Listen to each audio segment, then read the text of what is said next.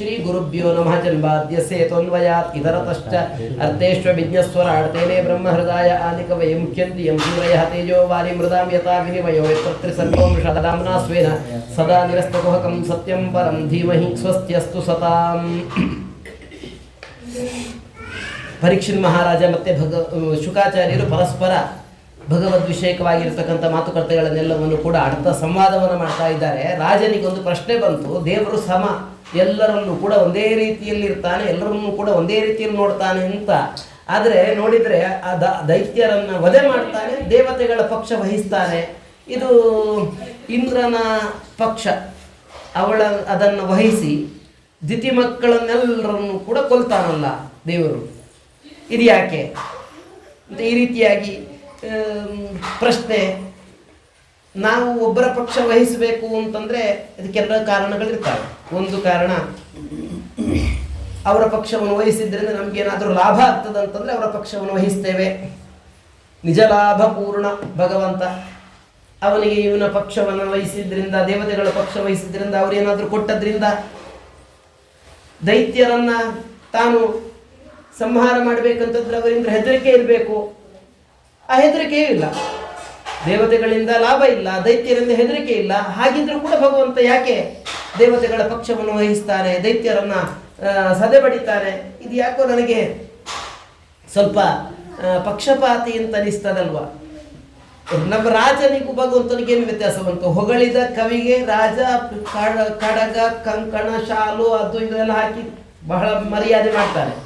ಅದೇ ರಾಜ ನಿಂದೆಯನ್ನು ಮಾಡಿದವನಿಗೆ ರಾಜದ್ರೋಹಿ ಅಂತ ಹೇಳಿಕೊಂಡು ಕುತ್ತಿಗೆಗೆ ನೇಣು ಹಾಕಿಸ್ತಾನೆ ರಾಜ. ಹಾಗಾದರೆ ಹೊಗಳಿದವನನ್ನ ರಾಜ ಸನ್ಮಾನಿಸ್ತಾನೆ, ತೆಗಳಿದವನನ್ನ ರಾಜ ವಧೆ ಮಾಡಿಸ್ತಾನೆ.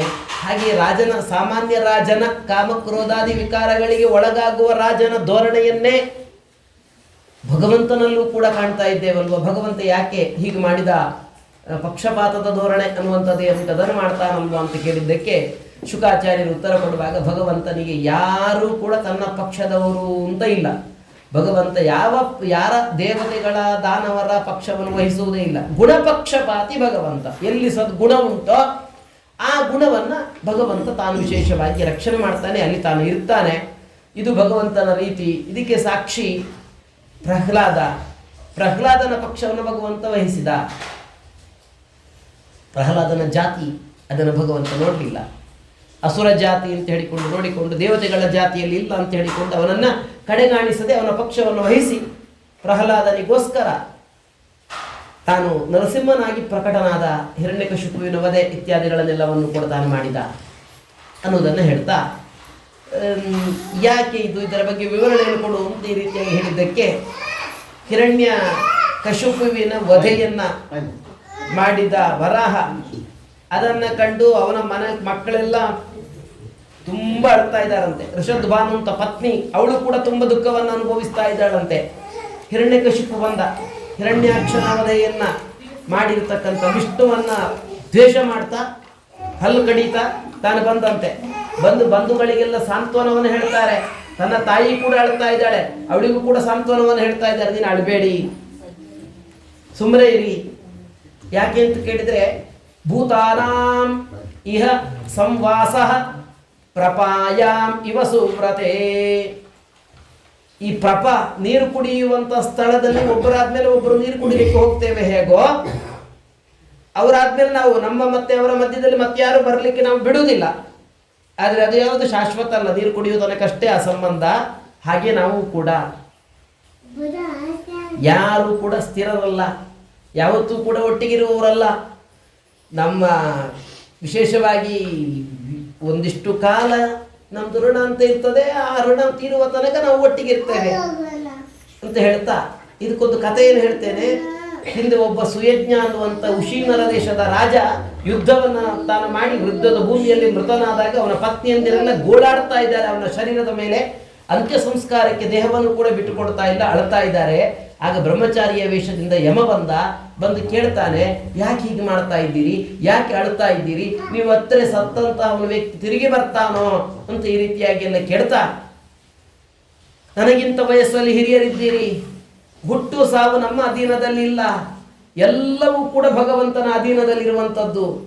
ನಾವೇ ಧನ್ಯರು. ನಮ್ಮ ತಂದೆ ತಾಯಂದಿರು ನಮ್ಮನ್ನು ಬಿಟ್ಟು ಕಾಡಲ್ಲಿ ಹಾಕಿ ಹೋದರೂ ಕೂಡ ಸುಖವಾಗಿ ದೊಡ್ಡವರಾಗಿದ್ದೇವೆ, ಸುಖವಾಗಿ ಬದುಕಿದ್ದೇವೆ. ಅಭಕ್ಷಮಾಣ ಅಬಲಾವೃಕಾದಿವಿ ಸರಕ್ಷಿತ ರಕ್ಷತೆಯೋ ಹೀಗೆ. ಯಾವ ಭಗವಂತ ಗರ್ಭದಲ್ಲಿ ರಕ್ಷಣೆ ಮಾಡ್ತಾನೋ ಆತನೇ ನಂತರವೂ ಕೂಡ ರಕ್ಷಣೆ ಮಾಡುವವ. ಅವನ ರಕ್ಷಣೆಗೊಳಗಾಗಿ ನಾವು ಗಟ್ಟಿಯಾಗಿದ್ದೇವೆ.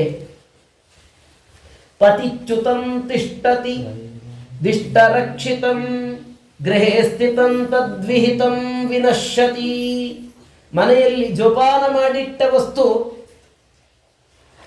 ಅವನ ದೃಷ್ಟಿ ಇಲ್ಲ ಅಂತಂದ್ರೆ ಅದು ಎಲ್ಲಿ ಹೋಯ್ತು ಅಂತಲೇ ಗೊತ್ತಾಗುವುದಿಲ್ಲ. ರಸ್ತೆಯಲ್ಲಿ ಬಿಡಿಸಿಕೊಂಡು ಬಂದಂತ ವಸ್ತು ನಮ್ಮದ್ದೇ ಆಗಿದ್ರೆ ಅದು ನಮಗೇ ಸಿಗ್ತದೆ. ನಮ್ಮದ್ದೇ ವಸ್ತು ಆಗಿದ್ರೆ ಅದು ನಮಗೆ ಸಿಗ್ತದೆ. ಒಬ್ರು ವೃದ್ಧರು ಒಂದು ಮಠದ ಬಂಗಾರದ ಚಾಮರ ರಿಪೇರಿಗೆ ತಕೊಂಡ್ಬಂದ್ರು. ಹಳ್ಳಿಯಿಂದ ಉಡುಪಿಗೆ ರಿಪೇರಿ ಮಾಡಿಸಿಕೊಂಡು ಅವ್ರದ್ದು ಬಟ್ಟೆಯ ಚೀಲ, ಆ ಚೀಲದಲ್ಲಿ ಅದನ್ನು ಹಾಕಿ ಬಸ್ಸಲ್ಲಿ ಕೂತ್ಕೊಂಡಿದ್ದಾರೆ. ಕೂತ್ಕೊಂಡು ಬಸ್ಸಲ್ಲಿ ಇಳಿದಿದ್ದಾರೆ, ಚಾಮರ ಬಸ್ಸಲ್ಲಿ. ಅವ್ರು ಹಿಡಿದು ಮಠಕ್ಕೆ ಹೋಗಿ ಉಡುಪಿಗೆ ಹೋದದ್ದೇ ನಾನು ರಿಪೇರಿಗೆ, ಅದು ಎಲ್ಲಿ ಉಂಟು ಅಂತ ನೋಡುವಾಗ ಬಸ್ಸಲ್ಲಿ ಉಂಟು ಅಂತ ಗೊತ್ತಾಯ್ತು. ಆ ಬಸ್ ಯಾವ ಊರಲ್ಲಿ ನಿಲ್ತದೆ ಅಂತ ಅದರ ಕೊನೆಯ ಸ್ಟಾಪ್ ಯಾವುದು ಅಂತ ವಿಚಾರಿಸಿ ಅಲ್ಲಿಯೇ ತನಕ ಇವರು ಹೋಗಿ ಅಲ್ಲಿ ಅವನೆಲ್ಲ ಅದನ್ನು ಕ್ಲೀನ್ ಮಾಡಿ ಎಲ್ಲ ತೆಗೆದು ಎಲ್ಲ ಮಾಡ್ತಾನೆ, ಶುದ್ಧೀಕರಿಸ್ತಾನೆ, ಅದನ್ನೆಲ್ಲ ಶುದ್ಧ ಮಾಡ್ತಾ ಇದ್ದಾನೆ. ಅವನ ಹತ್ರ ಹೋಗಿ ಕೇಳಿದಾಗ ಅಲ್ಲೊಂದು ಚೀಲ ಇತ್ತು, ಅದೇ ಸೀಟಲ್ಲಿ ಉಂಟು, ನಾನಿಲ್ಲಿ ಮುಟ್ಟಿಲ್ಲ, ತಗೊಳ್ಳಿ ನಿಮ್ದಾದ್ರೆ ಅಂತಂದ. ತೆಗೆದ್ರು, ಚೀಲ ಇತ್ತು, ತಗೊಂಡು ಬಂದ್ರು. ಅವರಿಗೆ ಒಂದು ಏನೋ 100 ರೂಪಾಯಿ ಏನೋ ಕೊಟ್ಟು ತಗೊಂಡು ಬಂದರು. ಏನುಂಟು ಸ್ವಾಮಿ ಅದರಲ್ಲಿ ಅಷ್ಟು, ಇವತ್ತು ನಾಳೆ ಬೆಳಿಗ್ಗೆ ಬಂದು ತಗೊಂಡು ಹೋಗ್ಬೋದಿತ್ತಲ್ಲ ಅಂತ ಕೇಳಿದ್ರೆ, ಇಲ್ಲಪ್ಪ ನಮ್ದು ಪೂಜೆ ಇದ್ದು ದೇವರದ್ದು ಅಂತ. ಅವನೇನಾದ್ರೂ ಬಿಡಿಸಿ ನೋಡಿದ್ರೆ ಅದು ಬಂಗಾರದ ಹಿಡಿ ಉಳ್ಳಂತ ಚಾಮ, ಸಂಸ್ಥಾನದಲ್ಲಿ ದೇವರಿಗೆ ಹಾಕ್ತಕ್ಕಂಥ ಬಂಗಾರದ ಹಿಡಿ ಉಳ್ಳ ಚಾಮ. ಅವನಿಗೆ ಬಸ್ಸಿನ ಕ್ರಯವೇ ಅದಕ್ಕೆ ಸಿಗ್ಬೋದು. ಅವನು ನೋಡ್ಲಿಲ್ಲ. ಅಲ್ಲಿ ಇಳಿದಾಗ ಆ ಸೀಟಿನ ಪಕ್ಕದವರು ಅವರು ಇವರು ಯಾರು ಬೇಕಾದ್ರೂ ನೋಡ್ಬೋದಿತ್ತು. ರಾತ್ರಿ ಅದು ಯಾರಿಗೂ ಗೊತ್ತಾಗ್ತಾ ಇರಲಿಲ್ಲ. ಏನೂ ಆಗದೆ ಅದು ಅಲ್ಲೇ ಇತ್ತು. ಮತ್ತೆ ಮತ್ತಂತ ಅಲ್ಲಿ ಕೊಟ್ಟು ಗೋವಿಂದ ಅಂತ ಹೇಳಿಕೊಂಡು ಕೈ ಮುಗಿದ್ರು ದೇವರಿಗೆ. ಪತಿಚ್ಯುತಂತಿಷ್ಟತಿ ದಿಷ್ಟ ರಕ್ಷಿತಂ. ಮಾರ್ಗದಲ್ಲಿ ಬಿದ್ದ ವಸ್ತು ನಮ್ಮದ್ದಾಗಿದ್ರೆ, ಅಂದ್ರೆ ನಮಗೆ ಅದರ ಋಣ ಉಂಟು ಅಂತಂದ್ರೆ ಅದು ನಮಗೇ ಸಿಗ್ತದೆ. ಬೀಳಿಸಿಕೊಂಡು ಬಂದ ವಸ್ತು ನಮ್ದು. ಎಷ್ಟೋ ವಸ್ತು ನೋಡಿಬೇಕಾದ್ರೆ 100 ಮಂದಿ ಆ ರೋಡ್ನಲ್ಲಿ ಅಡ್ಡಾಡಿದ್ರು ಕೂಡ ನಮ್ಮ ವಸ್ತುವೇ ಆಗಿದ್ರೆ ಅದು ನಮಗೆ ಸಿಗ್ತದೆ. ಗೃಹೇ ಸ್ಥಿತಂ ತದ್ವಿಹಿತಂ ವಿನಶ್ಯತಿ. ಮನೆಯಲ್ಲಿ ನಾವು ಜೋಪಾನ ಮಾಡಿ ಇಟ್ಟಂತ ವಸ್ತು ಏನುಂಟೋ ಅದು ನಮ್ಮದಲ್ಲ ಅಂತಂದ್ರೆ, ನಮ್ದು ಋಣ ಇಲ್ಲ ಅದರೊಟ್ಟಿಗೆ ಅಂತಂದ್ರೆ ಅದು ಅಲ್ಲೇ ಎಲ್ಲಿ ಹೋಗ್ತದೋ ಗೊತ್ತಾಗೋದಿಲ್ಲ. ಅನಾಥರು ಕಾಡಲ್ಲಿ ಬದುಕ್ತಾರೆ. ಗಾರೆ ಕೆಲಸ ಮಾಡುವವರ ಮಕ್ಕಳು ಜೋಲಿ ಹಾಕಿರ್ತಾರೆ ಮರಕ್ಕೆ, ಅದೇ ಸಿಮೆಂಟು ಎಲ್ಲ ಏನಾಗುದಿಲ್ಲ ಅವರಿಗೆ. ಅದೇ ಧೂಳೆಲ್ಲ ಬರಬಾರ್ದು ಅಂತ ಹೇಳ್ಕೊಂಡು ಕಿಟಕಿ ಬಾಗಿಲೆಲ್ಲ ಹಾಕಿ ನಾವು ವ್ಯವಸ್ಥೆ ಮಾಡಿಟ್ಟು ನಮ್ಮ ಮಕ್ಕಳು ಏನಿದ್ದಾರೆ ವಾರದಲ್ಲಿ 4 ದಿವಸ ಡಾಕ್ಟರ್ನ ಕಾಣಬೇಕಾಗ್ತದೆ. ಇದು ದೇವರದ್ದಂತೆ. ಹಾಗಾಗಿ ನೀವು ಯಾಕೆ ಹೀಗೆಲ್ಲ ಮಾಡ್ತೀರಿ? ಅವನು ಇಚ್ಛೆ ಪಟ್ಟ ವ್ಯಕ್ತಿ ಇರ್ತಾನೆ, ಅವನು ಇಚ್ಛೆ ಪಡಲಿಲ್ಲ, ಅವನ ಇಚ್ಛೆಗೆ ಬರಲಿಲ್ಲ, ಆಗ ಅವನು ಇರುವುದಿಲ್ಲ. ಈ ಶರೀರ ಅನ್ನುವಂಥದ್ದು ಈ ಸುಮ್ಮನೆ ಇದಕ್ಕೋಸ್ಕರ ಅಳುವಂಥದ್ರಲ್ಲಿ ಅರ್ಥ ಇಲ್ಲ. ಸತ್ತವರಿಗೋಸ್ಕರ ಅತ್ರೆ ಅಳುವವರು ಕೂಡ ಸಾಯಲೇಬೇಕಾಗ್ತದೆ ಒಂದು ದಿವಸ. ಅಳುವವರು ಸಾಯುವುದೇ ಇಲ್ಲ ಅಂತಂದ್ರೆ ಅಳುವುದು, ಅಳುವವರು ಕೂಡ ಸಾಯ್ತಾರೆ ಅಂತಂದಾಗ ಸತ್ತವರಿಗೋಸ್ಕರ ಹೆಚ್ಚು ಅಳುವುದರಲ್ಲಿ ಅರ್ಥ ಇಲ್ಲ. ಕಾಡಿನಲ್ಲಿ ಪಕ್ಷಿಯನ್ನು ಹಿಡಿಯುವಂತಹ ಬೇಟೆಗಾರ ಒಂದಿಷ್ಟು ಧಾನ್ಯವನ್ನು ಚೆಲ್ಲಿದ, ಅದರ ಮೇಲೆ ಬಲೆ ಬೀಸಿದ. ಒಂದು ಮರಕುಟಿಕ ದಂಪತಿ ಪಕ್ಷಿಗಳು ಅಲ್ಲಿ ಬಂದು ಧಾನ್ಯದ ಲೋಭನೆಗೆ ಒಳಗಾಗಿ ಹೆಣ್ಣು ಪಕ್ಷಿ ಅದರೊಳಗೆ ಬಿತ್ತು. ತಪ್ಪಿಸಿಕೊಳ್ಳಿಕ್ಕಾಗ್ತಾ ಇಲ್ಲ. ಗಂಡು ಬಂದು ಎಳೆದ್ರೂ ಕೂಡ ಆಗುವುದಿಲ್ಲ. ಮರದ ಮೇಲೆ ಕೂತ್ಕೊಂಡು ಅಳ್ತಾ ಇದೆ. ಈ ಹೆಣ್ಣು ಪಕ್ಷಿ, ನನಗೋಸ್ಕರ ನೀನು ಅಳಬೇಡಪ್ಪ, ಗಿಡದಲ್ಲಿ ನಮ್ಮ ಗೂಡಿನಲ್ಲಿ ಮಕ್ಕಳಿದ್ದಾವೆ, ಮರಿಗಳಿದ್ದಾವೆ, ಅವುಗಳನ್ನು ನೋಡ್ಲಿಕ್ಕೆ ನೀನಾದ್ರೂ ಉಳಿ, ನೀನು ಹೋಗು, ನಿನ್ನ ಜೀವವನ್ನು ಉಳಿಸಿ, ನನ್ನಂತೂ ಇವನು ಕೊಂದೇ ಕೊಲ್ತಾನೆ. ಇಲ್ಲ, ನೀನು ನೀನು ನೀನು ಅಂತ ಹೇಳ್ಕೊಂಡು ಕೂತ್ಕೊಳ್ತಂತೆ. ಇವನು ಬಂದ, ಬಲೆಯಲ್ಲಿದ್ದದ್ದು ನನಗೆ ಖಾತ್ರಿ, ಮೇಲೆ ನೋಡ್ತಾ ಉಂಟಲ್ಲ ಈ ಪಕ್ಷಿ, ಮೇಲೆ ಯಾರಿದ್ದಾರೆ ಅಂತ ಗಮನಿಸಿದ. ಅದನ್ನು ಸುರುವೆ ಇದನ್ನು ಕೊಲ್ಲಬೇಕು, ಇದಂತೂ ಸಿಗ್ತದೆ ಅಂತ ಹೇಳಿದ. ಅದಕ್ಕೆ ಬಾಣ ಬಿಟ್ಟ. ಅದು ಕೃಷ್ಣಾರ್ಪಣ ವಸ್ತು ಇದ್ರೆ ಎದುರಿಗೆ. ಇದು ಸಾಯ್ತದೆ ಅಂತ ಅಳ್ತಾ ಇದ್ದ. ಆ ಪಕ್ಷಿ ಇದಕ್ಕಿಂತಲೂ ಮೊದಲು ಪ್ರಾಣ ಬಿಟ್ಟಿತು ಅಂತಂದಾಗ ಯಾರು, ಯಾವಾಗ, ಹೇಗೆ, ಏನು, ಯಾವುದು ಯಾರಿಗೂ ಕೂಡ ಗೊತ್ತಿರುವುದಿಲ್ಲ. ನೀವು ಅಳುವಂಥದ್ದು ಇತ್ಯಾದಿಗಳೆಲ್ಲವೂ ಕೂಡ ಅಲ್ಲ. 100 ವರ್ಷ ನೀವು ಅಳ್ತಾ ಕೂತ್ಕೊಂಡ್ರು ಕೂಡ ಸುಯಜ್ಞ ಅಂತೂ ತಿರುಗಿ ಬರುವಂಥ ಪ್ರಸಂಗ ಇಲ್ಲ ಅಂತಂದುಕೊಳ್ಳಿ ಇವರಿಗೆಲ್ಲ ಆಶ್ಚರ್ಯ ಆಯ್ತಂತೆ. ಅನಿತ್ಯ ಅಂತ ಹೇಳಿಕೊಂಡು ತಿಳಿದುಕೊಂಡ್ರಂತೆ ಎಲ್ಲವನ್ನು ಕೂಡ. ಅದಕ್ಕೆ ಬೇಕಾದ ಕ್ರಿಯೆಯನ್ನೆಲ್ಲವನ್ನು ಕೂಡ ಮಾಡಿದ್ರಂತೆ, ಸತ್ಕ್ರಿಯೆನೆಲ್ಲ.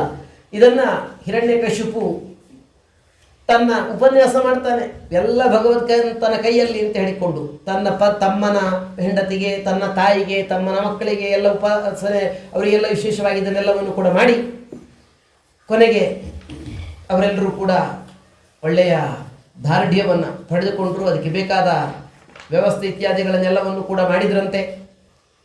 ಹೀಗೆ ಕೊನೆಗೆ ಅದಕ್ಕೆ ಬೇಕಾದ್ದನ್ನೆಲ್ಲವನ್ನು ಕೂಡ ಮಾಡಿದ್ರಂತೆ. ಧರ್ಮೋದಕ ಅಂತ ಹೇಳುತ್ತೆ ಇಲ್ಲಿ ಅಷ್ಟೇ. ಅವರಿಗೆ ವೈಕುಂಠ ಸಮಾರಾಧನೆ ಎಲ್ಲ ಇಲ್ಲ, ವೈಕುಂಠವೇ ಇಲ್ಲ ಅವರಿಗೆ. ಅದರಿಂದ ಅದನ್ನೆಲ್ಲ ಮುಗಿಸಿದರು. ಇವನು ಇನ್ನೇನಾದರೂ ಮಾಡಿ ನಾನು ಸಾಧಿಸಬೇಕು, ದೇವತೆಗಳ ವಿರುದ್ಧ ಗೆಲ್ಲಬೇಕು, ಭಗವಂತನ ವಿರುದ್ಧ ಗೆಲ್ಲಬೇಕು. ತನ್ನ ತಮ್ಮನನ್ನು ಕೊಂದವನು ಭಗವಂತ ಅಂತ ಹೇಳಿಕೊಂಡು ಹರಿದ್ವೇಷವನ್ನು ಮಾಡಲಿಕ್ಕೆ ಶುರು ಮಾಡಿದ. ಅದಕ್ಕೆ ಬಲಿಷ್ಠರಾಗಬೇಕು, ಅದಕ್ಕೆ ತಪಸ್ಸನ್ನು ಮಾಡಬೇಕು.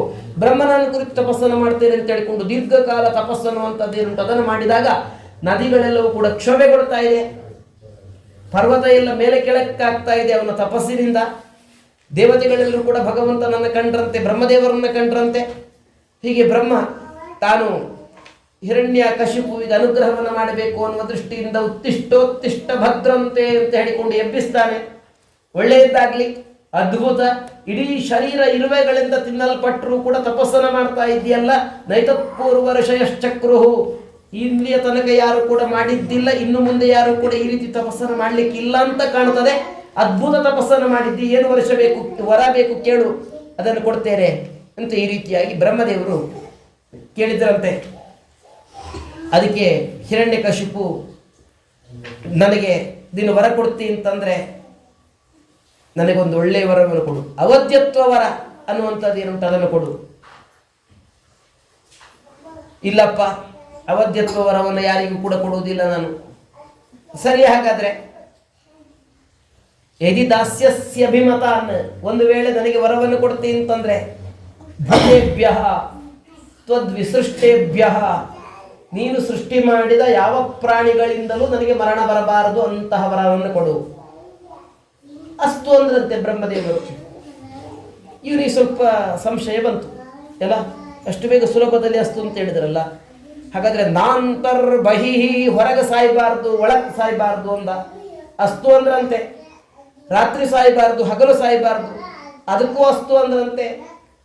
ನ ಭೂಮವು ನಾಂಬರೇ, ಭೂಮಿಯಲ್ಲಿ ಎಲ್ಲ ಆಕಾಶದಲ್ಲೂ ಸಾಯಬಾರ್ದು, ಆಯಿತು. ನರರು ಕೊಲ್ಲಬಾರ್ದು, ಮೃಗಗಳು ಕೊಲ್ಲಬಾರ್ದು, ಆಯಿತು.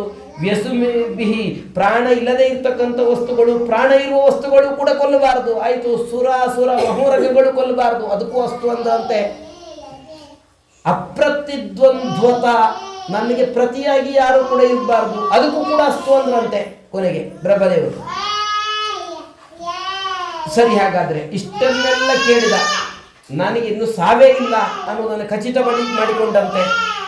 ಆಮೇಲೆ ಬ್ರಹ್ಮದೇವರಲ್ಲಿ ವರವನ್ನು ತಾನು ಪಡೆದುಕೊಂಡಾದ ಮೇಲೆ ಎಲ್ಲ ಕಡೆಗೂ ಗೆಲ್ಲಿಕ್ಕೆ ಹೋದಂತೆ. ದೇವತೆಗಳ ಲೋಕ ಅದನ್ನು ಗೆದ್ದ, ಬೇರೆ ಬೇರೆ ಸ್ಥಳಗಳು ಅದನ್ನೆಲ್ಲವನ್ನು ಕೂಡ ಗೆದ್ದ. ಅದ್ಭುತವಾಗಿರ್ತಕ್ಕಂಥ ಒಂದು ಮನೆಯನ್ನ ಕಟ್ಟಿಸಿದಂತೆ. ಪಯಪ್ಪೇನ ನಿಭಾಶ್ಚಯ್ಯ, ಹಾಲಿನ ನೊರೆಯ ಹಾಗೆ ಇರತಕ್ಕಂಥ ಹಾಸಿಗೆಗಳಂತೆ. ಅದ್ಭುತವಾಗಿರ್ತಕ್ಕಂಥ ಕನ್ನಡಿಯೇ ಇಲ್ಲಂತೆ ಆ ಮನೆಯಲ್ಲಿ, ನೆಲವೇ ಕನ್ನಡಿಯಾಗಿತ್ತಂತೆ, ಅದರಲ್ಲೇ ಮುಖವನ್ನು ನೋಡ್ಬೋದಿತ್ತಂತೆ. ಅಂತಹ ಒಂದು ಅರಮನೆಯನ್ನು ಕಟ್ಟಿಸಿದ. ಆದರೆ ಅವನಿಗೆ ತೃಪ್ತಿಯೇ ಇಲ್ಲ, ಇಂದ್ರಿಯ ನಿಗ್ರಹ ಇಲ್ಲ, ಅದರಿಂದ ಅವನಿಗೆ ತೃಪ್ತಿ ಇಲ್ಲ. ಎಲ್ಲ ಕಡೆಗೂ ಕೂಡ ದಂಡೆತ್ತಿ ಹೋಗ್ತಾ ಇದ್ದಾನೆ, ಎಲ್ಲರಿಗೂ ಕೂಡ ಉಗ್ರ ಶಿಕ್ಷೆಯನ್ನು ಕೊಡ್ತಾ ಇದ್ದಾನೆ, ಎಲ್ಲರಿಗೂ ಕೂಡ ಭಯಂಕರವಾಗಿರ್ತಕ್ಕಂಥ ಶಿಕ್ಷೆ. ದೇವತೆಗಳೆಲ್ಲರೂ ಕೂಡ ತಮ್ಮನ್ನು ಉಪಾಸನೆ ಮಾಡುವವರಿಗೆ ಪ್ರತ್ಯಕ್ಷರಾಗುವಂತೆ ಇಲ್ಲ. ಹಿರಣ್ಯಕಶಿಪುವಿನ ಭಯ. ದೇವತೆಗಳೆಲ್ಲ ಸೇರಿ ಬ್ರಹ್ಮದೇವರ ಹತ್ರ ಬಂದ್ರಂತೆ. ಬ್ರಹ್ಮದೇವರು ಭಗವಂತನ ಕಡೆಗೆ ಕರ್ಕೊಂಡು ಹೋದ್ರಂತೆ. ದೇವತೆಗಳೇ, ದೇವರ ಹತ್ರ ನಾವು ಹೋಗೋಣ ಅಂತ ಹೇಳಿಕೊಂಡು ಎಲ್ಲರೂ ಕೂಡ ಬಂದ್ರಂತೆ. ದೇವರು ಹೇಳ್ತಾನೆ, ಇವನನ್ನು ನಾನು ನಾಶಪಡಿಸ್ತೇನೆ, ಇವನನ್ನು ಕೊಲ್ತೇನೆ, ಕೊಲ್ಲುವ ಕಾಲ ಬಂದಿದೆ. ಯದಾ ದೇವೇಶು ವೇದೇಶು ಗೋಷು ವಿಪ್ರೇಶು ಸಾಧುಷು, ಇಷ್ಟು ಮಂದಿಯಲ್ಲಿ ದ್ವೇಷವನ್ನು ಯಾವಾಗ ಮಾಡ್ತಾನೋ ಅವನು ಆಶು ವಿನಶ್ಯತಿ, ಬೇಗ ಸತ್ತೇ ಬಿಡ್ತಾನೆ. ಎಲ್ಲ ಆಗಿದೆ, ಇನ್ನೊಂದು ಬಾಕಿ ಇದೆ. ಅದು ಯಾವುದು ಅಂತ ಕೇಳಿದ್ರೆ ನಿರ್ವೈರಾಯ ಪ್ರಶಾಂತಾಯ ಸ್ವಸುತಾಯ ಮಹಾತ್ಮನೆ ಪ್ರಹ್ಲಾದಾಯ ಯದಾ ದುಃಖೇತ್ ಹನಿಷ್ಯೇಪಿ ವರೋರ್ಜಿತಂ. ವರದಿಂದ ಊರ್ಜಿತನಾಗಿದ್ದರೂ ಕೂಡ ಅವನನ್ನು ಕೊಲ್ತೇನೆ. ನಿರ್ವೈರನಾದ ಶಾಂತನಾಗಿರ್ತಕ್ಕಂಥ ಪ್ರಹ್ಲಾದನಲ್ಲಿ ಇವನು ಯಾವಾಗ ದ್ವೇಷವನ್ನು ಮಾಡ್ತಾನೋ ಆವಾಗ ಕೊಲ್ತೇನೆ ಅಂತ. ಅಲ್ಲ, ಪ್ರಹ್ಲಾದನಲ್ಲಿ ದ್ವೇಷ ಮಾಡಬೇಕು ಅಂತಂದ್ರೆ ಮಗನಲ್ಲಿ ಅಪ್ಪ ದ್ವೇಷ ಮಾಡ್ಬೇಕಂತಂದ್ರೆ ದುರ್ಗುಣಗಳಿರ್ಬೇಕಲ್ಲ. ಪ್ರಹ್ಲಾದನಲ್ಲಿ ಏನಾದರೂ ದುರ್ಗುಣ ಇತ್ತೋ ಅಂತ ಕೇಳಿದ್ರೆ ಇಲ್ಲ. ಪರಮಾದ್ಭುತನಾಗಿದ್ದ, ಬ್ರಹ್ಮಣ್ಯ, ಶೀಲ ಸಂಪನ್ನ, ಸತ್ಯಸಂಧ, ಜಿತೇಂದ್ರಿಯ, ಆತ್ಮವತ್ ಸರ್ವಭೂತಾನಾಂ ಏಕ ಪ್ರಿಯ. ಈ ಎಲ್ಲರಿಗೂ ಕೂಡ ಯಾರು ಪ್ರಿಯರು ಹೇಳ್ರಿ? ಅವರಿಗೆ ಪ್ರಿಯರಂತೆ. ಅದು ಗೊತ್ತೇ ಇಲ್ಲ ನಮಗೆ. ನಾವು ಇನ್ನೊಬ್ರು ಪ್ರಿಯರು ಎಲ್ಲ ಸುಳ್ಳು ಹೇಳೋದು. ಅವರಿಗೆ ಅವರ ಆತ್ಮ ಪ್ರಿಯ ಅತ್ಯಂತ. ಆತ್ಮನಿಗೆ ಆತ್ಮೀಯರು ನಂತರದವರು, ಸುರುವಿಗೆ ಅವರಿಗೆ ಅವರು. ಅದು ಗೊತ್ತೇ ಇಲ್ಲ, ಯಾರು ಹೇಳೋದಿಲ್ಲ. ನನಗೆ ನಾನೇ ಪ್ರಿಯ, ನನ್ನನ್ನೇ ನಾನು ತುಂಬ ಪ್ರೀತಿಸಿಕೊಳ್ತೇನೆ ಅಂತ ಯಾರು ಹೇಳೋದಿಲ್ಲ. ಇನ್ನೊಬ್ಬರನ್ನೇ ತೋರಿಸುವಂಥದ್ದು. ಈ ಪ್ರಹ್ಲಾದ ಪ್ರತಿಯೊಬ್ಬರಿಗೂ ಕೂಡ ಅವರ ಆತ್ಮ ಅವರಿಗೆ ಹೇಗೆ ಪ್ರಿಯವೋ ಹಾಗೆ ಪ್ರತಿಯೊಬ್ಬರಿಗೂ ಪ್ರಹ್ಲಾದ ಪ್ರಿಯನಾಗಿದ್ದಂತೆ, ಅವರವರ ಆತ್ಮದಂತೆ ಪ್ರಿಯನಾಗಿದ್ದಂತೆ. ಅಷ್ಟು ಅವರ ಹತ್ತಿರದಲ್ಲಿ ನಿಲ್ತಿದ್ದಂತೆ. ಯಾರಾದರೂ ಆರ್ಯರು, ಪೂಜ್ಯರು, ದೊಡ್ಡವರು ಬಂದರೆ ದಾಸರಂತೆ ನಿಲ್ತಾ ಇದ್ದಂತೆ ಕೈಕಟ್ಟಿ. ತುಂಬ ದುಃಖ ಇದ್ರೆ ಅವರ ಅಪ್ಪಂದಿರು ಮಕ್ಕಳ ದುಃಖವನ್ನು ನೋಡಿ ಹೇಗೆ ದೀನರಾಗ್ತಾರೋ ಹಾಗೆ ಇವನು ಕೂಡ ತಾನು ಖಿನ್ನತೆಯನ್ನು ಅನುಭವಿಸ್ತಾ ಇದ್ದಂತೆ. ಸದೃಶರಲ್ಲಿ ಸ್ನೇಹ ಇತ್ತಂತೆ, ಅಣ್ಣ ತಮ್ಮಂದಿರ ಹಾಗೆ. ಗುರುಗಳಲ್ಲಿ ದೇವರ ಭಾವ, ಈಶ್ವರ ಭಾವ ಅನ್ನುವಂಥದ್ದು ಪ್ರಹ್ಲಾದನಲ್ಲಿ ಇತ್ತಂತೆ. ಮದ ಬರಲಿಕ್ಕೆ ವಿದ್ಯೆ ಕಾರಣ ಆಗ್ತದೆ. ಪ್ರಹ್ಲಾದನಲ್ಲಿ ಒಳ್ಳೆಯ ವಿದ್ಯೆ ಇತ್ತು, ಆದರೆ ಮದ ಬರಲಿಲ್ಲ. ಧನವೂ ಕೂಡ ಮದವನ್ನು ಉಂಟು ಮಾಡಿಕೊಡ್ತದೆ. ಪ್ರಹ್ಲಾದನಲ್ಲಿದ್ದಷ್ಟು ಧನ ಅವನಪ್ಪ ಗೆದ್ದು ಬಂದದ್ದು ಎಷ್ಟು ನೋಡಿ. ಆದರೆ ಸ್ವಲ್ಪವೂ ಕೂಡ ಮದ ಬರಲಿಲ್ಲಂತೆ. ಒಳ್ಳೆಯ ರೂಪ ಮದಕ್ಕೆ ಕಾರಣ. ಕುರೂಪಿಗಳನ್ನು ನೋಡಿದಾಗ ಎಲ್ಲ ಹೀಯಾಳಿಸುವಂಥದ್ದು ಇತ್ಯಾದಿಗಳನ್ನೆಲ್ಲ ಮಾಡ್ತೇವೆ. ಇವನ ರೂಪ ಅದ್ಭುತ ರೂಪ, ಮದ ಬರಲಿಲ್ಲ ರೂಪದಿಂದ. ಜನ್ಮವೂ ಕೂಡ ಮದಕ್ಕೆ ಕಾರಣ ಆಗ್ತದೆ. ನಾವು ಇಂತಹ ಕುಲದಲ್ಲಿ ಅಂತ ಹೇಳಿಕೊಂಡು ಅದು ಕೂಡ ಇವನ ಮದಕ್ಕೆ ಕಾರಣ ಆಗಲಿಲ್ಲ. ಇಷ್ಟೆಲ್ಲ ಮದಕ್ಕೆ ಕಾರಣೀಭೂತವಾಗಿರ್ತಕ್ಕಂಥ ವಸ್ತು ಇದ್ರೂ ಸ್ವಲ್ಪವೂ ಕೂಡ ಮದ ಇಲ್ಲ. ಈ ಪ್ರಹ್ಲಾದ ಸಮಸ್ಯೆಗಳು ಅವನಿಗೂ ಬರ್ತಾ ಇತ್ತು, ನಮ್ಮ ಹಾಗೆ ನಮಗೆ ಬರ್ತದೆ. ಆದರೆ ನಮಗೆ ಸಮಸ್ಯೆ ಬಂತು ಅಂತಂದಾಗ ಅದರಿಂದ ಈ ಕಡೆ ನಾವು ಬರುವುದಿಲ್ಲ, ಖಿನ್ನತೆಗೊಳಗಾಗ್ತೇವೆ, ಒದ್ದಾಡ್ತೇವೆ ಎಲ್ಲ. ಪ್ರಹ್ಲಾದ ನೋದ್ವೇಗ್ನ ಚಿತ್ತೋ ವ್ಯಸನೇಶು, ಏನೇ ವ್ಯಸನಗಳು ಬರಲಿ ಉದ್ವೇಗಗೊಳ್ತಾ ಇರಲಿಲ್ಲಂತೆ, ಹಾಗೆ ಎದುರಿಸ್ತಾ ಇದ್ದಂತೆ. ನಮ್ಗೆ ಹಾಗಲ್ಲ, ಆಗುವುದೇ ಇಲ್ಲ, ಓ ಅಂತೇಳಿ ಕಂಪಿಸಿ ಹೋಗ್ತೇವೆ ನಾವು. ನಿಸ್ಪೃಹನಾಗಿದ್ದಂತೆ, ಯಾವುದರ ಹೆಚ್ಚು ಆಸೆ ಎನ್ನುವಂಥದ್ದು ಎಂಬುದಿರಲಿಲ್ಲಂತೆ. ಎಲ್ಲ ವಸ್ತುಗಳು ಕೂಡ, ಎಲ್ಲ ಪದಾರ್ಥಗಳು ಕೂಡ, ನೋಡಿದ, ಕೇಳಿದ, ತಿಳಿದುಕೊಂಡ ಪದಾರ್ಥಗಳೆಲ್ಲವೂ ಕೂಡ ಅನಿತ್ಯ, ನಿತ್ಯ ಭಗವಂತ ಅನ್ನುವಂಥ ಪ್ರಜ್ಞೆ ದೃಢವಾಗಿತ್ತಂತೆ. ದೊಡ್ಡ ಗುಣಗಳಿತ್ತಂತೆ. ವಿಶೇಷವಾಗಿ ದೇವತೆಗಳೂ ಕೂಡ ಪ್ರಹ್ಲಾದನನ್ನ ತಮ್ಮ ಸಭೆಯಲ್ಲಿ ಉದಾಹರಣೆಯಾಗಿ ಕೊಡ್ತಾ ಇದ್ರಂತೆ. ಇನ್ನೇನು ಬೇಕು ಅಂತ ಕೇಳ್ತಾರೆ.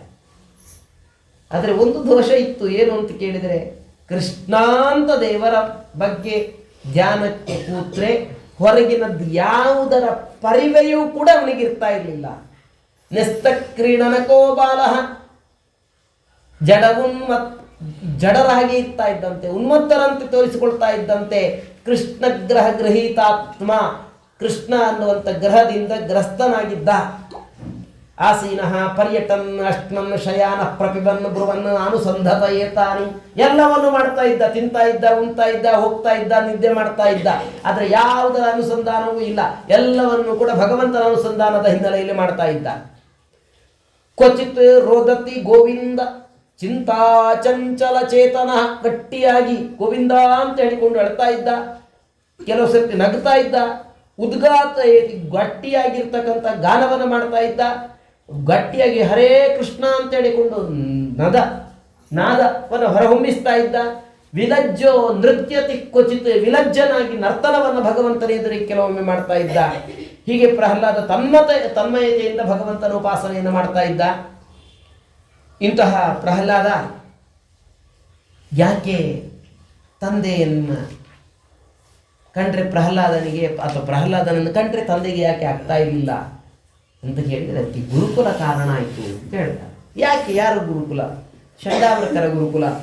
ಎಲ್ಲರನ್ನು ಗುರುಕುಲದಲ್ಲಿ ಹಾಕುವಂತೆ ಪ್ರಹ್ಲಾದನನ್ನು ಕೂಡ ಗುರುಕುಲದಲ್ಲಿ ಹಾಕಿ, ನೀನು ಓದಿದ್ರಲ್ಲಿ ಯಾವುದಪ್ಪ ನಿನಗೆ ಅತ್ಯಂತ ಪ್ರಿಯವಾಗಿರ್ತಕ್ಕಂಥದ್ದು ಅಂತ ಕೇಳಿದರೆ, ದೇವರ ಉಪಾಸನೆಗೆ ಎಲ್ಲಿ ಜಾಗ ಇಲ್ವೋ ಅಂಥ ಸ್ಥಳವನ್ನು ಬಿಟ್ಟು ದೇವರ ಉಪಾಸನೆಗೆ ಒಳ್ಳೆಯ ಜಾಗ ಯಾವುದು ಉಂಟೋ ಅಲ್ಲಿಗೆ ಹೋಗಿ ದೇವರ ಉಪಾಸನೆಯನ್ನು ಮಾಡುವಂಥದ್ದು ನಾನು ಓದಿದ್ರಲ್ಲಿ ತುಂಬ ಶ್ರೇಷ್ಠ, ನನಗೆ ಹಿಡಿಸಿದ್ದು. ವನಂಗತೋ ಯದ್ಧರಿಮಾಶ್ರಯಿತ, ಸಜ್ಜನರ ಸಮೂಹಕ್ಕೆ ಹೋಗಿ ಆದರೂ ಭಗವಂತನ ಉಪಾಸನೆಯನ್ನು ನಾವು ಮಾಡಬೇಕು. ಸಿಟ್ಟುವಂತಂತೆ ಹರಿ ನಮ್ಮಲ್ಲಿ ಇಲ್ಲ, ಹರಿಭಜನೆ ನಮ್ಮಲ್ಲಿ ಇಲ್ಲ, ಹರಿ ಉಪಾಸನೆ ನಮ್ಮ ರಾಜ್ಯದಲ್ಲೇ ಇಲ್ಲ. ಇವು ನೋಡಿದರೆ ಹರಿಯ ಉಪಾಸನೆಯನ್ನು ಕಾಡಲ್ಲಿ ಹೋಗಿ ಮಾಡಿ, ಎಲ್ಲಿಯೋ ಜನರು ಇಲ್ಲದೇ ಇರತಕ್ಕಂಥ ಸ್ಥಳದಲ್ಲಿ ಹೋಗಿ ಮಾಡಿ ಅಂತ ಹೇಳ್ತಾ ಇದ್ದಾನಲ್ಲ. ಯಾಕೆ ಹೀಗೆ ಮಾಡ್ತಾ ಇದ್ದೀರಿ? ನೀವು ಸರಿಯಾಗಿ ಪಾಠವನ್ನು ಹೇಳ್ಕೊಡ್ಲಿಲ್ವೋ, ಏನೇನೋ ಕೊಟ್ಟಿದ್ದೀರಲ್ಲ ಅಂತ ಕೇಳಿದ್ದಕ್ಕೆ ಹೆದರಿಕೊಂಡು ಕರ್ಕೊಂಡು ಬಂದ್ರಂತೆ, ನಾವು ಸರಿ ಮಾಡ್ತೇವೆ, ರಿಪೇರಿ ಮಾಡ್ತೇವೆ ಅಂತ ಹೇಳಿಕೊಂಡು, ಪ್ರಹ್ಲಾದ ಯಾಕಪ್ಪ ಹೀಗೆ ಹೇಳ್ತಾ ಇದ್ದಿ? ನೋಡು, ಸತ್ಯ ಹೇಳು, ಸುಳ್ಳು ಹೇಳಬೇಡ. ನಮ್ಮ ಗುರುಕುಲದಲ್ಲಿ ಯಾರಿಗೂ ಈ ದುರ್ಬುದ್ಧಿ ಇಲ್ಲ, ನಿನಗೆ ಮಾತ್ರ ಯಾಕಿದೆ ಹರಿಭಕ್ತಿ ಅನ್ನುವಂಥ ದುರ್ಬುದ್ಧಿ ಅಂತ ಕೇಳ್ತಾರೆ.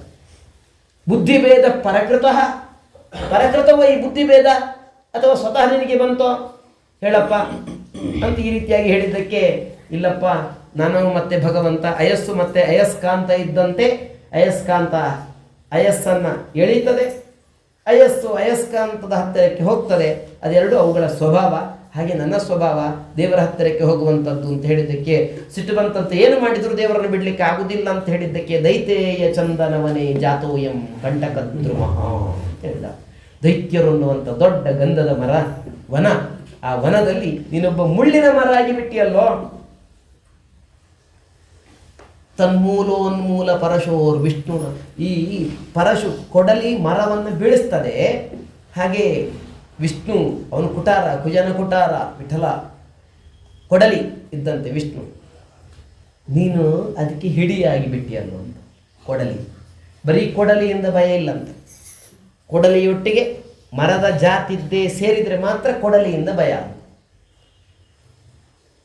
ಆ ಮರದ ವನವನ್ನು, ಚಂದನ ವನವನ್ನು, ದೈತ್ಯರು ಅನ್ನುವಂಥ ವನವನ್ನು ತುಂಡು ಮಾಡಲಿಕ್ಕೆ ಭಗವಂತ ಕೊಡಲಿ ಆದರೆ ಕೊಡಲಿಗೆ ಹಿಡಿ, ಅದು ನೀನು ಪ್ರಹ್ಲಾದ ಅಂತ ಈ ರೀತಿಯಾಗಿ ಬೈತಾರೆ. ಏನು ಹೇಳಿದ್ರು ಕೂಡ ಇಲ್ಲ. 1 ತಿಂಗಳು ಪಾಠ ಮಾಡಿದ್ರು, ಆಮೇಲೆ ಮತ್ತೆ ಪರೀಕ್ಷೆಗೆ ಕರೆದ ಹಿರಣ್ಯಕಶಿಪು ತೊಡೆಯಲ್ಲಿ ಕೂಡಿಸಿಕೊಂಡ ಕೇಳ್ತಾ ಇದ್ದಾನೆ. ಶ್ರವಣಂ ಕೀರ್ತನಂ ವಿಷ್ಣು ಸ್ಮರಣಂ ಪಾದ ಸೇವನಂ ಅರ್ಚನಂ ವಂದನಂ ದಾಸ್ಯಂ ಸಖ್ಯಂ ಆತ್ಮನಿವೇದನಂ ಇತಿ ಪುಂಸಾರ್ಪಿತ ವಿಷ್ಣು ಭಕ್ತಿಶ್ಚೇನ್ನವಲಕ್ಷಣ. ಇದು ಭಗವಂತನಲ್ಲಿ ಮಾಡಿದರೆ ಅದು ನಿಜವಾಗಿಯೂ ಕೂಡ ಅತ್ಯದ್ಭುತವಾಗಿರ್ತಕ್ಕಂಥದ್ದು ಅಂತ ಹೇಳಿದ್ದಕ್ಕೆ ಸಿಟ್ಟು ಬಂತಂತೆ. ಬ್ರಹ್ಮಬಂಧುಗಳು ನೀವು ಬ್ರಾಹ್ಮಣರಲ್ಲ ಅಂತ ಗುರುಗಳನ್ನು ಬೈತಾನೆ ಹಿರಣ್ಯಕಶಿಪು. ಛದ್ಮವೇಷಧಾರಿಗಳು ಕೆಲವರು ಇರ್ತಾರೆ, ಛದ್ಮವೇಷಧಾರಿಗಳು, ಅವ್ರು ಯಾರಂತಲೇ ಗೊತ್ತಾಗುವುದಿಲ್ಲ. ಹಾಗೆ ನನ್ನ ಹತ್ತಿರ ಇರುವ ಛದ್ಮವೇಷಧಾರಿಗಳೋ ನೀವು, ನನ್ನ ಹಿತೈಷಿಗಳು ಅನ್ನುವಂತಹ ವೇಷವನ್ನು ಧರಿಸಿ ನನಗೆ ಆಗದೇ ಇರ್ತಕ್ಕಂಥ, ನನಗೆ ಬೇಡದೇ ಇರ್ತಕ್ಕಂಥ ಕೆಲಸವನ್ನು ಮಾಡಿಸ್ತಾ ಇದ್ದೀರಲ್ಲ. ನವತ್ ಪ್ರಣೀತಂ, ನಾವು ಹೇಳಿಕೊಟ್ಟದಲ್ಲಪ್ಪ ಇದು. ಸರಿ, ಹಾಗಾದ್ರೆ ಬೇರೆ ಯಾರಿಗಾದ್ರೂ ಗುತ್ತಿಗೆಗೆ ವ್ಯವಸ್ಥೆ ಮಾಡಿದ್ದೀರೋ? ಅರೆಕಾಲಿಕ ಅಧ್ಯಾಪಕರು ಏನೋ ಮಾಡ್ತಾರಲ್ಲ ಹಾಗೆ. ಇಲ್ಲ, ನ ಪರ ಪ್ರಣೀತಂ, ಮತ್ಯಾರು ನಮ್ಮ ಗುರುಕುಲದಲ್ಲಿ ಬಂದು ಪಾಠ ಹೇಳಲಿಕ್ಕಿಲ್ಲ. ಹಾಗಾದ್ರೆ ಇವನಿಗೆ ಹರಿಭಕ್ತಿ ನಮ್ಮಲ್ಲಿ ಯಾರಿಗೂ ಕೂಡ ಇಲ್ಲದ ಹರಿಭಕ್ತಿ ಇವನಿಗೆ ಹೇಗೆ ಬಂತು ಅಂತ ಕೇಳಿದ್ರೆ, ನಿಸರ್ಗದತ್ತ, ಸ್ವಾಭಾವಿಕ ಇದು, ನಾವೇನು ಹೇಳಲಿಕ್ಕೆ ಸಾಧ್ಯ ಇಲ್ಲ. ನಿಯಚ್ಚ ಮನ್ಯು, ಕೋಪವನ್ನು ಬಿಡು ನಮ್ಮ ವಿಷಯದಲ್ಲಿ. ಆಯ್ತು, ಹಾಗಾದ್ರೆ ಪ್ರಹ್ಲಾದ ಹೇಗೋ ನಿಂಗೆ ಭಕ್ತಿ ಬಂತು, ಇಲ್ಲ ಭಗವಂತ ನನ್ನನ್ನು ಸೆಳೆದ, ನಾನು ಭಗವಂತನ ಸೆಳೆತಕ್ಕೆ ಒಳಗಾದೆ ಅಂತ ಈ ರೀತಿಯಾಗಿ ಹೇಳಿದ್ದಕ್ಕೆ, ಹಾಗಾದ್ರೆ ಹಿರಣ್ಯಕಶಿಪು ವಧ್ಯತಾಂ ಆಶ್ವಯಂ, ಬೇಗ ಇವನ ವಧೆಯನ್ನು ಮಾಡಿಬಿಡಿ. ಆಜ್ಞೆಯನ್ನು ಬೇಗ ಪರಿಪಾಲನೆ ಮಾಡಲಿಕ್ಕೆ ಹೋಗಲಿಲ್ಲಂತೆ, ಸುಮ್ಮನೆ ನಿಂತಂತೆ. 5 ವರ್ಷದ ಮಗು ಕೊಲ್ಲು ಅಂತ ಅಪ್ಪ ಹೇಳಿದ ಅಂತ ಕೂಡ ನಾವು ಕೊಲ್ಲಿದ್ರೆ, ನಾನು ಹೇಳಿದೆ ಸಿಟ್ಟಿನ ಬರದಲ್ಲಿ ಅಷ್ಟು ಬೇಗ ಕೊಂದು ಬಿಡೋದಾ ಅಂತ ಸುಮ್ಮನೆ ಮತ್ತೆ ಬೈದ್ರೆ, ರಾಜನ ಮಗ ಅಂತ ಸುಮ್ಮನೆ ಇದ್ದಾರಂತೆ. ಇಲ್ಲಪ್ಪ ಕೊಲ್ರಿ, ನಮಗೆ ನೆಗಡಿ ಆಗಿದೆ ಅಂತಂದಾಗ ಏನೋ ಕಷಾಯ ಕುಡಿದ್ರೆ ಸರಿಯಾಗ್ತದೆ, ಅಮೃತ ಬಳ್ಳಿ ಅಂತಂದರೆ ನಮ್ಮ ಮನೆ 4ನೇ ಕಂಪೌಂಡಲ್ಲಿ ಏನೋ ಒಂದು ಅಮೃತ ಬಳ್ಳಿಯನ್ನು ಯಾರೋ ಬೆಳೆದಿದ್ದಾರೆ, ಹೋದ್ವಿ, ಕಂಪೌಂಡಿಂದ ಹಿಡಿದು ಎಳೆದ್ವಿ, ತಂದ್ವಿ, ಬಿಸಿನೀರು ಹಾಕಿ ಕುದಿಸಿದ್ವಿ, ಕುಡಿದ್ವಿ ಕಷಾಯ, ನಮ್ಮದು ಕಫವೋ ಶೀತವೋ ಇತ್ಯಾದಿಗಳೆಲ್ಲ ಹೋಯಿತು. ನಾವು ಆ ಬಳ್ಳಿಗೆ ನೀರು ಹಾಕಲಿಲ್ಲ, ಅದನ್ನು ಬೆಳೆಸಲಿಲ್ಲ, ಏನು ಮಾಡಲಿಲ್ಲ. ನೀರು ಹಾಕಿದ್ದು ಬೆಳೆಸಿದೆಲ್ಲ ಅವರೇ. ಕಷಾಯ ಮಾಡಿ ಕುಡ್ದದ್ದು ನಮ್ಮ ಒಳಗಿದ್ದಂತಹ ರೋಗವನ್ನು ನಾವು ಪರಿಹರಿಸ್ಕೊಂಡ್ವಿ ಅಷ್ಟೇ. ಹಾಗಾದರೆ ಪರರ ಮನೆಯಲ್ಲಿ ಇದ್ದಂಥ ವಸ್ತುವು ಕೂಡ ಕೆಲವೊಮ್ಮೆ ಔಷಧಿಯಾಗಿ ನಮಗೆ ರೋಗವನ್ನು ಗುಣಪಡಿಸ್ತದೆ, ನಮಗೆ ಶ್ರೇಯಸ್ಸಿಗೆ ಕಾರಣ ಆಗ್ತದೆ, ಹಿತಕಾರಿಯಾಗ್ತದೆ. ಅದೇ ನಮ್ಮ ದೇಹದಲ್ಲೇ ಬೆಳೆದ ದುರ್ಮಾಂಸ ಕೆಲವು ನಮ್ಮ ಆಹಾರದಿಂದಲೇ ಬೆಳೆದದ್ದು, ಅದು ನಮಗೆ ಬಾಧಕವೂ ಆಗ್ತದೆ. ಆ ದುರ್ಮಾಂಸವನ್ನು ತೆಗೆದು ನಮ್ಮ ದೇಹವನ್ನು ಉಳಿಸಿಕೊಳ್ತಕ್ಕಂಥ ಪ್ರಸಂಗ ಅನ್ನುವಂಥದ್ದು ಏನುಂಟೋ ಅದು ಬರ್ತದೆ. ಹಾಗೆಯೇ ಈತ ಅದರಿಂದ ಶತ್ರು ವಿಷ ಉಣಿಸಿ ಕಾದ ಕಬ್ಬಿಣದ ಹಂಚಿನ ಮೇಲೆ ಮಲಗಿಸಿ ಕೊಲ್ಲಿ, ತೊಂದರೆ ಇಲ್ಲ. ಶೂಲಕ್ಕೆ ಹಾಕಿ ಕೊಲ್ಲಿ, ತೊಂದರೆ ಇಲ್ಲ. ಆನೆಯ ಅಡಿಗೆ ದೂಡಿ ಕೊಲ್ಲಿ, ಬೆಟ್ಟದಿಂದ ಕೆಳಕ್ಕೆ ದೂಡ್ರಿ, ಸಮುದ್ರಕ್ಕೆ ಹಾಕ್ರಿ, ಏನು ಬೇಕಾದರೂ ಮಾಡಿ, ಎಲ್ಲವನ್ನ ಮಾಡಿದ್ರಂತೆ. ಅದೆಲ್ಲ ನಿಷ್ಫಲ ಆಯ್ತಂತೆ, ಯಾವುದು ಕೂಡ ಸಹಕಾರಿಯಾಗಲಿಲ್ಲಂತೆ. ಈ ಸತ್ಕ್ರಿಯೆಗಳೆಲ್ಲವೂ ಕೂಡ ಅದೃಷ್ಟ ಇಲ್ಲದೆ ಇದ್ದವನು ಮಾಡಿದರೆ ಮಾಡಿದ ಸತ್ಕ್ರಿಯೆಗಳೆಲ್ಲವೂ ಕೂಡ ನಿಷ್ಫಲ ಹೇಗೆ ಆಗ್ತದೋ ಹಾಗೆ ಇವರು ಮಾಡಿದ ಪ್ರಯತ್ನ ವಧೆಗೆ ಅದೆಲ್ಲವೂ ಕೂಡ ನಿಷ್ಫಲ ಆಯಿತು. ಏನು ಮಾಡಿದರೂ ಕೂಡ ಆಗಲಿಲ್ಲ. ಬಹಳ ಚಿಂತೆ ಆಯ್ತಂತೆ. ಕೆಟ್ಟ ಕೆಲಸಕ್ಕೆ ಇಳಿದಾಗಿದೆ. ಇವನು 5 ವರ್ಷದವ, ಬರೋ ವರ್ಷ ಇವನಿಗೆ 6 ವರ್ಷ ಆಗ್ತದೆ. ಬುದ್ಧಿ ಇವತ್ತಿದ್ದದ್ದು ನಾಳೆ ಇನ್ನಷ್ಟು ಬೆಳೀತದೆ. ಬೆಳೆದಾಗ ನಾನು ಅವನ 5ನೇ ವರ್ಷದಲ್ಲಿ ಅವನನ್ನು ಕೊಲ್ಲಿಸಲಿಕ್ಕೆ ನಾನು ಮಾಡಿದ್ದೆಲ್ಲವೂ ಕೂಡ ಅವನಲ್ಲಿ ನೆನಪಿರುತ್ತೆ. ಅವನು ಬೆಳೆದಂತೆ ಅವನ ಬುದ್ಧಿ ಬೆಳೀತದೆ. ಬುದ್ಧಿ ಬೆಳೆದಂತೆಯೇ ಈ ನೆನಪುಗಳು ಕೂಡ ದೃಢ ಆಗ್ತಾ ಹೋಗ್ತದೆ, ಗಟ್ಟಿ ಆಗ್ತಾ ಹೋಗ್ತದೆ. ಗಟ್ಟಿ ಆದ ಹಾಗೆ ನನ್ನ ಮೇಲೆ ದ್ವೇಷ, ನನ್ನ ದೊಡ್ಡ ದ್ವೇಷ ಸಾಯುವುದಿಲ್ಲ, ದ್ವೇಷಿ ಮನೆಯಲ್ಲಿ ಇಟ್ಕೊಳ್ಬೇಕು. ಇದರಷ್ಟು ದೊಡ್ಡ ಗ್ರಾಚಾರ ಬೇರೆ ಏನುಂಟು, ನಾನು ಏನು ಮಾಡಲಿ ಅಂತ ಹೇಳ್ಕೊಂಡು ದೊಡ್ಡ ಚಿಂತೆ ಅನ್ನುವಂಥದ್ದು ಏನು ಅದಾಯ್ತಂತೆ. ಹಿಂದೆ ಒಮ್ಮೆ ಶುನಶೇಪ ಹರಿಶ್ಚಂದ್ರನಿಗೋಸ್ಕರ, ಲೋಹಿತಾಶ್ವನಿಗೋಸ್ಕರ, ಹರಿಶ್ಚಂದ್ರನ ಮಗನಿಗೋಸ್ಕರ ಮಾರಲ್ಪಟ್ಟ ಶುನಶೇಪ. ಕೊನೆಗೆ ವಿಶ್ವಾಮಿತ್ರರನ್ನು ಹಿಡ್ಕೊಂಡು ವರುಣಮಂತ್ರ ಜಪವನ್ನು ಮಾಡಿ ವರುಣನನ್ನು ಪ್ರಸನ್ನೀಕರಿಸಿಕೊಂಡು ತಾನು ಬಲಿಯಾಗುವುದನ್ನು ತಪ್ಪಿಸಿಕೊಂಡ. ಅವನು ಬೆಳೀತಾ ಇದ್ದಾನೆ. ಆದರೆ ನನ್ನಪ್ಪ ನನ್ನನ್ನು ಮಾರಿದ್ದ ಅನ್ನುವಂಥದ್ದು ಅವನ ತಲೆಯಲ್ಲಿ ನಿತ್ಯ ಇರ್ತದಲ್ಲ. ನನ್ನಪ್ಪ ನನ್ನನ್ನು ಮಾರಿದ ಅನ್ನುವಂಥದ್ದು ಏನಂತ ಅವನ ತಲೆಯಲ್ಲಿ ನಿತ್ಯವೂ ಇರ್ತದೆ, ನಿತ್ಯವೂ ಅದು ಬೆಳೆದುಕೊಂಡು ಹೋಗ್ತದೆ. ಅವನು ಬೆಳೆದಂತೆಯೇ ಆ ದ್ವೇಷವೂ ಕೂಡ ಬೆಳ್ಕೊಂಡು ಹೋಗ್ತದೆ. ಹಾಗೆ ನನಗೂ ಆಗ್ತದಲ್ಲ, ನಾನೇನು ಮಾಡಲಿ? ಇವನ ಸಾಮರ್ಥ್ಯ ಎಷ್ಟು ಅಂತ ಯಾರಿಗೂ ಕೂಡ ಗೊತ್ತಾಗ್ತಾ ಇಲ್ಲ. ನಾನು ಅವತ್ಯತ್ವ ವರವನ್ನು ಕೇಳಿದ್ದೇನಾದ್ರೂ ಪರಂಪರೆಯಿಂದ ಬಂತೋ, ಪಾರಂಪರಿಕವಾಗಿ ಕೆಲವೊಮ್ಮೆ ಶುದ್ಧರೆಲ್ಲ ಬರ್ತದೆ ನೋಡಿ, ಹಾಗೆ ಈ ವರ ಇತ್ಯಾದಿಗಳೆಲ್ಲವೂ ಕೂಡ ಬಂತೋ, ಏನು ಕತೆ ಗೊತ್ತಾಗ್ತಾ ಇಲ್ಲ. ಮುಖವನ್ನು ತಗ್ಗಿಸಿ ಕೂತ್ಕೊಂಡಿದ್ದಾನೆ. ಗುರುಗಳ ಮಕ್ಕಳಿಗೆ ನೋಡ್ಲಿಕ್ಕೆ ಆಗ್ಲಿಲ್ಲ, ಬಂದ್ರಂತೆ, ಕೇಳಿದ್ರಂತೆ, ಬಿಡು ನಿನ್ನ ಮನೆಯಲ್ಲಿ ನೋಡ್ಕೊಳ್ಳಿಕ್ಕಾಗೋದಿಲ್ಲ ಅಂದರೆ ನಮ್ಮ ವಿದ್ಯಾಪೀಠಕ್ಕೆ ಕಳಿಸು, ನಾವಲ್ಲಿ ನೋಡ್ಕೊಳ್ತೇವೆ ಅಂತ. ಕೆಲವೊಮ್ಮೆ ವಿದ್ಯಾರ್ಥಿಗಳನ್ನು ಶಾಸ್ತ್ರ ಓದಲಿ ಅಂತೂ ಹಾಕ್ತಾರೆ, ಮನೆಯಲ್ಲಿ ತೀರ ಹೇಳಿದ್ದೇ ಕೇಳುವುದಿಲ್ಲ ಮಕ್ಕಳು ಅಂತಂದ್ರೂ ತಗೊಂಡೋಗಿ ಗುರುಕುಲಕ್ಕೆ ಹಾಕ್ತಾರೆ. ವರ್ಷದಲ್ಲಿ 1 ತಿಂಗಳು ಮಾತ್ರ ನೋಡಿಕೊಂಡ್ರೆ ಆಯಿತು, ಮತ್ತೆ ಅಷ್ಟು ತಿಂಗಳು ವಿದ್ಯಾಪೀಠ ನೋಡ್ಕೊಳ್ತದೆ ಅವನನ್ನು ಅಂತ ಹಾಗೂ ಇರ್ತದೆ ಕೆಲವೊಮ್ಮೆ. ಹಾಗೆ ಇಲ್ಲಿಯೂ ಕೂಡ ಗುರುಕುಲಕ್ಕೆ ತಗೊಂಡೋಗಿ ಹಾಕಿದ್ರಂತೆ, ನಾವು ತಗೊಂಡು ಹೋಗ್ತೇವೆ, ನೀನು ನೋಡಬೇಡ, ಗುರುಕುಲದಲ್ಲಿ ಇರಲಿ ಅಂತ. ಹಾಗೆ ಆಗಲಿ ಅಂತ ಹೇಳಿದ. ಒಟ್ಟಿಗೆ ಮನೆಯಿಂದ ಹೋದರೆ ಆಯಿತು ಅಂತ ಸಾಕಾಗಿದೆ ಅವನಿಗೆ, ಸಾಯ್ತಾ ಇಲ್ಲಲ್ಲ, ಏನು ಮಾಡಬೇಕು ಅಂತ ಗೊತ್ತಾಗ್ತಾ ಇಲ್ಲ ಅಂತ. ಆಮೇಲೆ ಗುರುಗಳಿಗೆ ಅವನಿಗೋಸ್ಕರ ಪ್ರತ್ಯೇಕ ಪಾಠದ ವ್ಯವಸ್ಥೆ ಆಯಿತು. ಅಲ್ಲಿ ಧರ್ಮ ಇಲ್ಲ, ಮೋಕ್ಷ ಇಲ್ಲ, ಅರ್ಥ ಕಾಮ, ಸಂಪಾದನೆ ಖರ್ಚು ಎರಡೇ. ಅದನ್ನೆಲ್ಲ ಉಪದೇಶ ಮಾಡ್ತಾ ಇರುವಾಗ ಒಂದು ದಿವಸ ಗುರುಗಳು ಎಲ್ಲಿಗೋ ಊಟಕ್ಕೆ ಹೋಗಿದ್ದಾರೆ. ಪಿತೃಪಕ್ಷ ಇತ್ತೋ ಏನು ಕತೆ ಗೊತ್ತಿಲ್ಲ. ಯಾರೋ ಊಟಕ್ಕೆ ಇನ್ನೊಬ್ಬರು ಬ್ರಾಹ್ಮಣರು ಬರಬೇಕಾದವರು ತುಂಬ ತಡಾಗಿ ಬಂದರೆ ಹಾಗೆ ಇವರು ಕಾಯಬೇಕಾಗ್ತದೆ. ಕಾದರೆ 2 ಗಂಟೆಗೆ ಗುರುಕುಲಕ್ಕೆ ಮತ್ತೆ ಬರಲಿಕ್ಕೆ ಕಷ್ಟ ಆಗ್ತದೆ. ಆಯ್ತಾ, ಇವ್ರಿಗೆ ಗುರುಕುಲಕ್ಕೆ ತುಂಬ ತಡಾಗಿ ಬಂದರು ಗುರುಗಳು. ಎಲ್ಲಿಗೆ ಊಟಕ್ಕೆ ಹೋಗಿ ಏನೋ ಅದು ಹೇಳುವಾಗಲೇ ಏನೋ ಗ್ರಹಕೃತ್ಯದ ನಿಮಿತ್ತವಾಗಿ ಎಲ್ಲಿಗೋ ಹೋಗಿದ್ದಾರೆ ಅಂತ ಹೇಳುತ್ತೆ ಭಾಗವತ. ಹಾಗಾಗಿ ಎಲ್ಲಿಗೋ ಹೋಗಿದ್ದಾರೆ, ಬರುವಾಗ ತಡ ಆಗಿದೆ. 1 ಗಂಟೆ ವಿದ್ಯಾರ್ಥಿಗಳನ್ನು ಮಾತ್ರ ಬಿಟ್ಟರೆ, ಎಲ್ಲಿ ಆಗಲಿ ಗುರುಕುಲ ಅಂತಲ್ಲ, ಯಾವ ಸ್ಕೂಲೇ ಆಗಲಿ, ಅಲ್ಲಿ ಯಾರು ನೋಡ್ಕೊಳ್ಳೋರು ಇಲ್ಲ 1 ಗಂಟೆ ಅಂತಂದರೆ ಅಲ್ಲಿಯ ಪರಿಸ್ಥಿತಿ ತೀರಾ ಹದಗೆಟ್ಟು ಹೋಗ್ತದೆ, ನೋಡಲಿಕ್ಕೆ ಸಾಧ್ಯ ಇಲ್ಲ, ಅಷ್ಟು ಬೊಬ್ಬೆ ಕೇಳ್ತದೆ. ಅದನ್ನೇ ತಲೆಯಲ್ಲಿಟ್ಟುಕೊಂಡು, ಇಂಥ ಶಬ್ದವೇ ಇಲ್ಲಿರ್ತದೆ ಅನ್ನೋದನ್ನು ತಲೆಯಲ್ಲಿ ಇಟ್ಟುಕೊಂಡು ಗುರುಕುಲದ ಹತ್ತಿರಕ್ಕೆ ಬಂದರೆ ನಿಶ್ಶಬ್ದವಾಗಿದೆ ಅಂತೆ. ಗುರುಕುಲ ಶಾಂತವಾಗಿ ಉಂಟಂತೆ. ನಮ್ಮ ಗುರುಕುಲ ಹೌದು ಅನ್ನುವಂಥ ಸಂಶಯ ಇವರಿಗೆ ಬಂದಿದೆ. ಆದರೂ ಹೌದು ಅಂತ ಖಾತ್ರಿಯಿಂದ ಒಳಕ್ಕೆ ಹೋದರೆ ನೋಡ್ತಾರೆ, ಎಲ್ಲ ಕೂತಿದ್ದಾರೆ.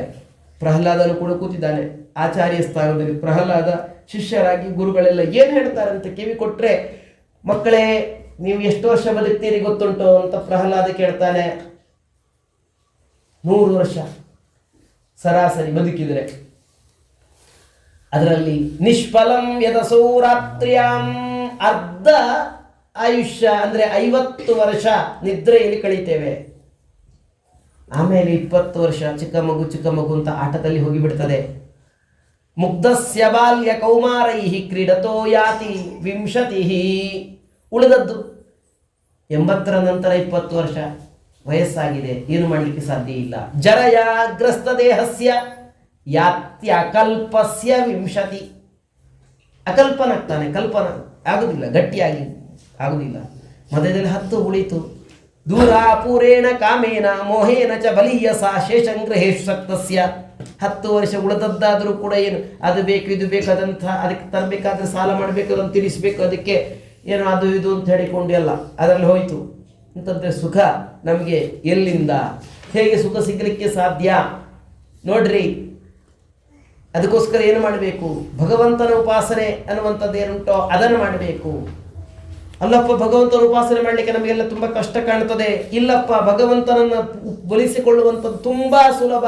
ನ ಹೆಚ್ಚುತಂ ಪ್ರೇಣಯತಃ ಭಕ್ವಾಯಾಸೋ ಅಸುರಾತ್ಮಜಾಹ ಆತ್ಮವತ್ ಸರ್ವಭೂತಾನಾಂ. ಎಲ್ಲರ ಒಳಗೆ ಅಂತರ್ಯಾಮಿಯಾಗಿ ದೇವರಿದ್ದಾನೆ ಅಂತ ತಿಳಿದುಕೊಂಡು ಎಲ್ಲರಲ್ಲಿಯೂ ಕೂಡ ಭಗವಂತನನ್ನು ಕಂಡ್ರೆ ಸಾಕು, ಭಗವಂತನನ್ನು ಒಲಿಸಿಕೊಳ್ಳಬಹುದು. ಅಣುರೇಣು ತೃಣಕಾಷ್ಟ ಪರಿಪೂರ್ಣ ಗೋವಿಂದ. ಅವನಿಲ್ಲದ ಸ್ಥಳ ಇಲ್ಲ, ಎಲ್ಲ ಕಡೆಯಲ್ಲಿಯೂ ಕೂಡ ಇದ್ದಾನೆ. ಆದ್ದರಿಂದ ಎಲ್ಲರಲ್ಲೂ ಕೂಡ ದಯೆಯನ್ನು ಮಾಡ್ರಿ. ಅದೆಲ್ಲ ಸರಿ. ನಿನ್ನ ಅಪ್ಪನಿಗೂ ಗೊತ್ತಿಲ್ಲ ಈ ವಿಷಯ, ನಿನ್ನ ಅಮ್ಮನಿಗೂ ಗೊತ್ತಿಲ್ಲ, ನಮ್ಮ ಗುರುಗಳಿಗೂ ಯಾರಿಗೂ ಗೊತ್ತಿಲ್ಲ, ಯಾರಿಗೂ ಗೊತ್ತಿಲ್ಲದಿದ್ದದ್ದು ನಿನಗೂ ಮಾತ್ರ ಗೊತ್ತಾಗಿದ್ದು ಹೇಗೆ? ಇದರಲ್ಲಿ ಏನಾದರೂ ವಿಶೇಷ ಉಂಟೋ ಅಂತ ಕೇಳಿದರೆ, ಇಲ್ಲ, ನನ್ನಪ್ಪ ತಪಸ್ಸಿಗೆ ಹೋದಾಗ ನಾನು ನನ್ನ ತಾಯಿಯ ಗರ್ಭದಲ್ಲಿದ್ದೆ. ಆಗ ದೇವೇಂದ್ರ ನನ್ನ ತಾಯಿಯನ್ನು ಕೊಲ್ಲಬೇಕು ಅಂತ ಅಪಹರಿಸಿಕೊಂಡು ಹೋಗುವಂಥ ಪ್ರಸಂಗದಲ್ಲಿ ನಾರದರು ಬಂದರು. ನನ್ನ ಅಮ್ಮ ನನ್ನ ಅವರ ಆಶ್ರಮಕ್ಕೆ ಕರ್ಕೊಂಡು ಬಂದರು. ಪ್ರತಿನಿತ್ಯ ಭಗವತ್ ಕಥೆ ಇತ್ಯಾದಿಗಳನ್ನೆಲ್ಲ ಉಪದೇಶ ಮಾಡ್ತಾ ಇದ್ದರೆ ನಾನು ಗರ್ಭದಲ್ಲಿದ್ದಾಗಲೇ ನಾರದರ ಉಪದೇಶವನ್ನು ಕೇಳಿಕೊಂಡು ಇಂತಹ ಜ್ಞಾನವನ್ನು ದಾರ್ಢ್ಯವನ್ನು ನಾನು ಪಡೆದುಕೊಂಡೆ ಅಂತ ಪ್ರಹ್ಲಾದ ಹೇಳ್ತಿದ್ರು. ನಿನ್ನ ಅಮ್ಮನಿಗೆ ಗೊತ್ತಾಗಬೇಕಿತ್ತಲ್ಲ ಅಂತ ಕೇಳಿದರೆ, ನನ್ನಮ್ಮ ಆಗ ಗರ್ಭಿಣಿ ಆದ್ದರಿಂದ ಅವಳು ಸರಿಯಾಗಿ ಕೇಳಿಸಿಕೊಳ್ಳಿಲ್ಲ, ನಾನು ಅದನ್ನು ಸರಿಯಾಗಿ ಕೇಳಿಸಿಕೊಂಡಿದ್ದೇನಾದ್ದರಿಂದ ನನಗಿಂತಹ ಭಕ್ತಿ ಅದು ಗಟ್ಟಿಯಾಗಿ ಬಂದಿದೆ ಅನ್ನೋದನ್ನು ಹೇಳಿದಕ್ಕೆ ಒಪ್ಪಿದ್ರು. ಸರಿ, ಹಾಗಾದರೆ ದೇವರೆಲ್ಲಿದ್ದಾನೆ? ಇಲ್ಲದ ಸ್ಥಳ ಇಲ್ಲ, ಕಾಣಿಸ್ಬೇಕಲ್ಲ. ನೋಡು, ನಮ್ಮಲ್ಲಿ ಚಿನ್ನದ ಗಣಿ ಇರ್ತದೆ, ಅಲ್ಲಿ ಮಣ್ಣಲ್ಲಿ ಚಿನ್ನ ಇರ್ತದೆ ಅಂತ ಹೇಳಿಕೊಂಡು ನಾವು ಹೋಗಿ ನೋಡಿದರೆ ನಮಗೆ ಕೇವಲ ಮಣ್ಣು ಮಾತ್ರ ಕಾಣುತ್ತದೆ. ಆದರೆ ಅಲ್ಲಿ ತದಭಿಜ್ಞ, ಅದನ್ನು ಮಣ್ಣು ಬೇರೆ ಚಿನ್ನ ಬೇರೆ ಮಾಡತಕ್ಕಂಥ ವ್ಯಕ್ತಿಗೆ ಚಿನ್ನ ಕಾಣಿಸ್ತದೆ ಅಲ್ಲಿ ಮಣ್ಣಲ್ಲಿ. ಹಾಗೆಯೇ ಕ್ಷೇತ್ರೇಶು ದೇಹೇಶು, ದೇಹದಲ್ಲಿರ್ತಕ್ಕಂಥ ಭಗವಂತ ಅದನ್ನು ಅಧ್ಯಾತ್ಮವಿತ್ತ ಆಗಿರ್ತಕ್ಕಂಥ ವ್ಯಕ್ತಿ ದೇವರನ್ನು ಕಾಣಲಿಕ್ಕೆ ಸಾಧ್ಯ ಆಗ್ತದೆ.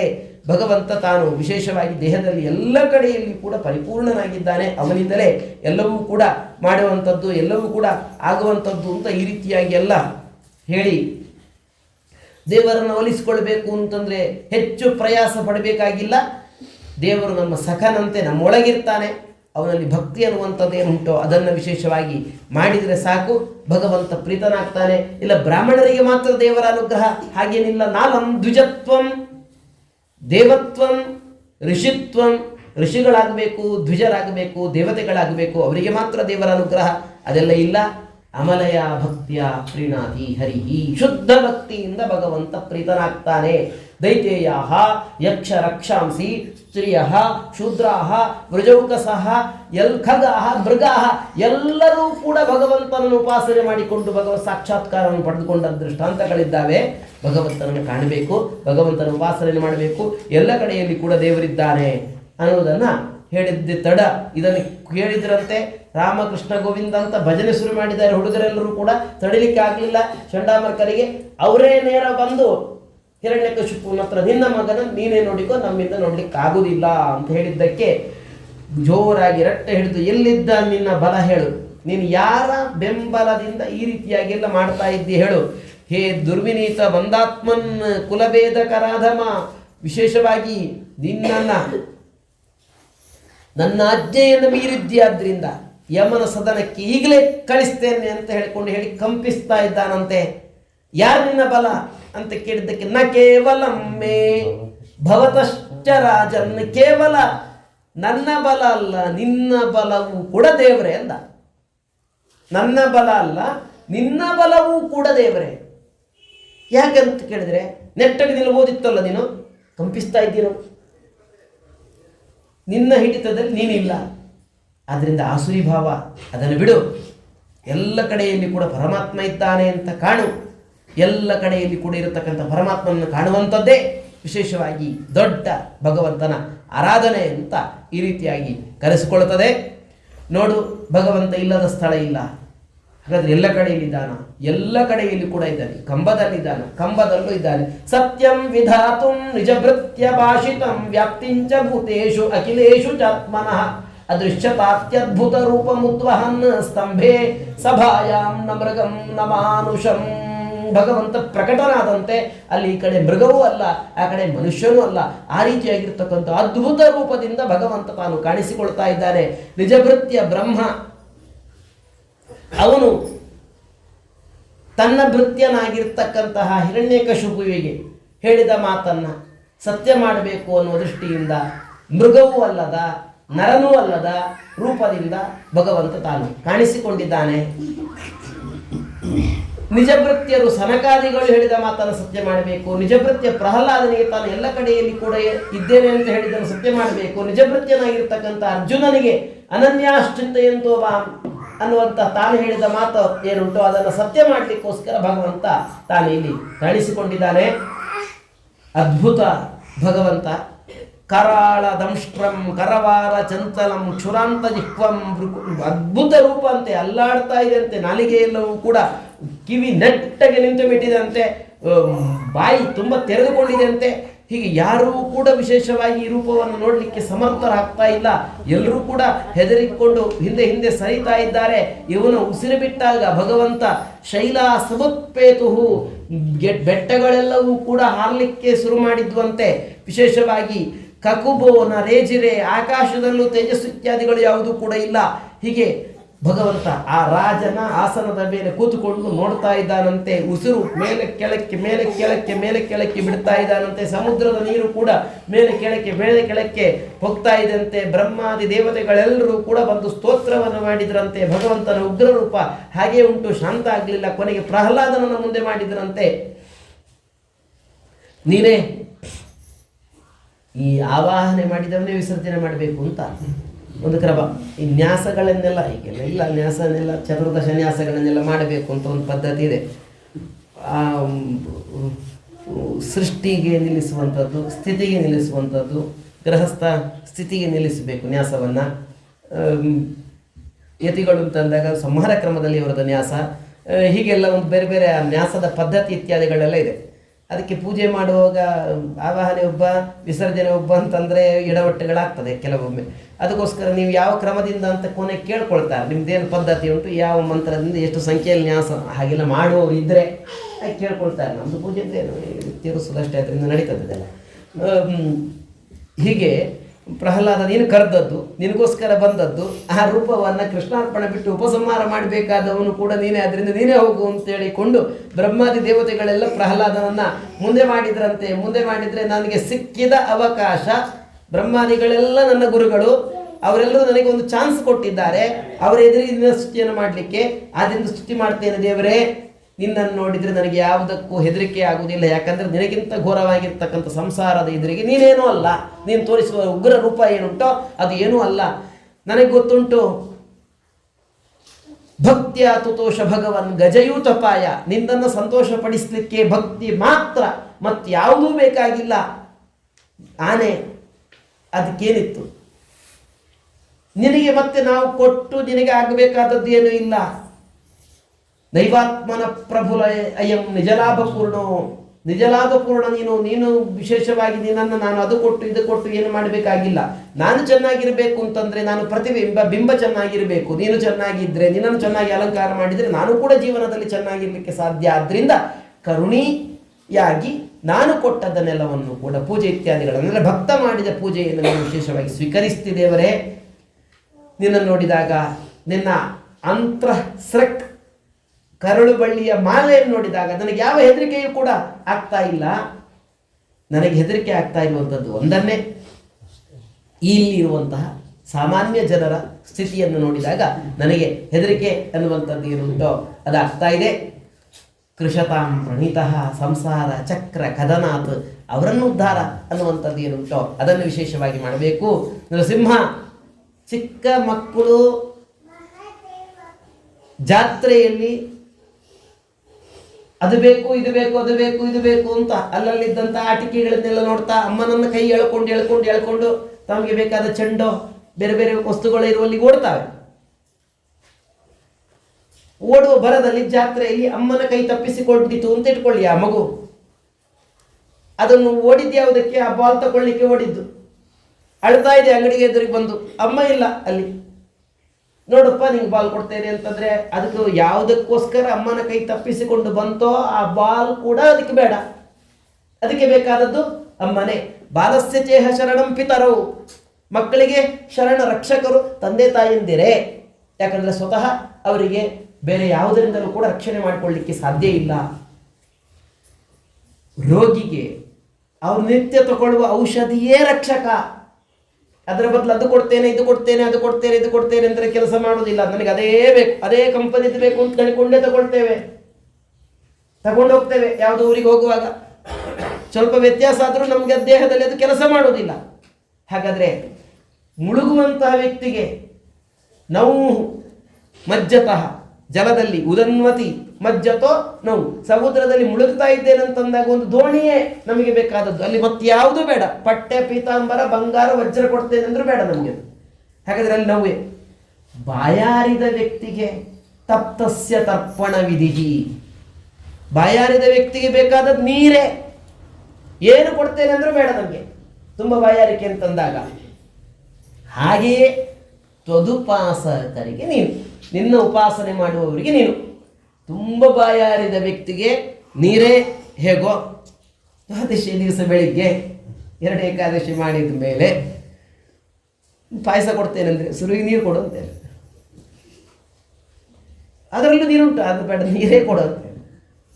ಹೌದಾ? ತಪ್ತಸ್ಯ ತರ್ಪಣ, ಅದು ಅನಿವಾರ್ಯ.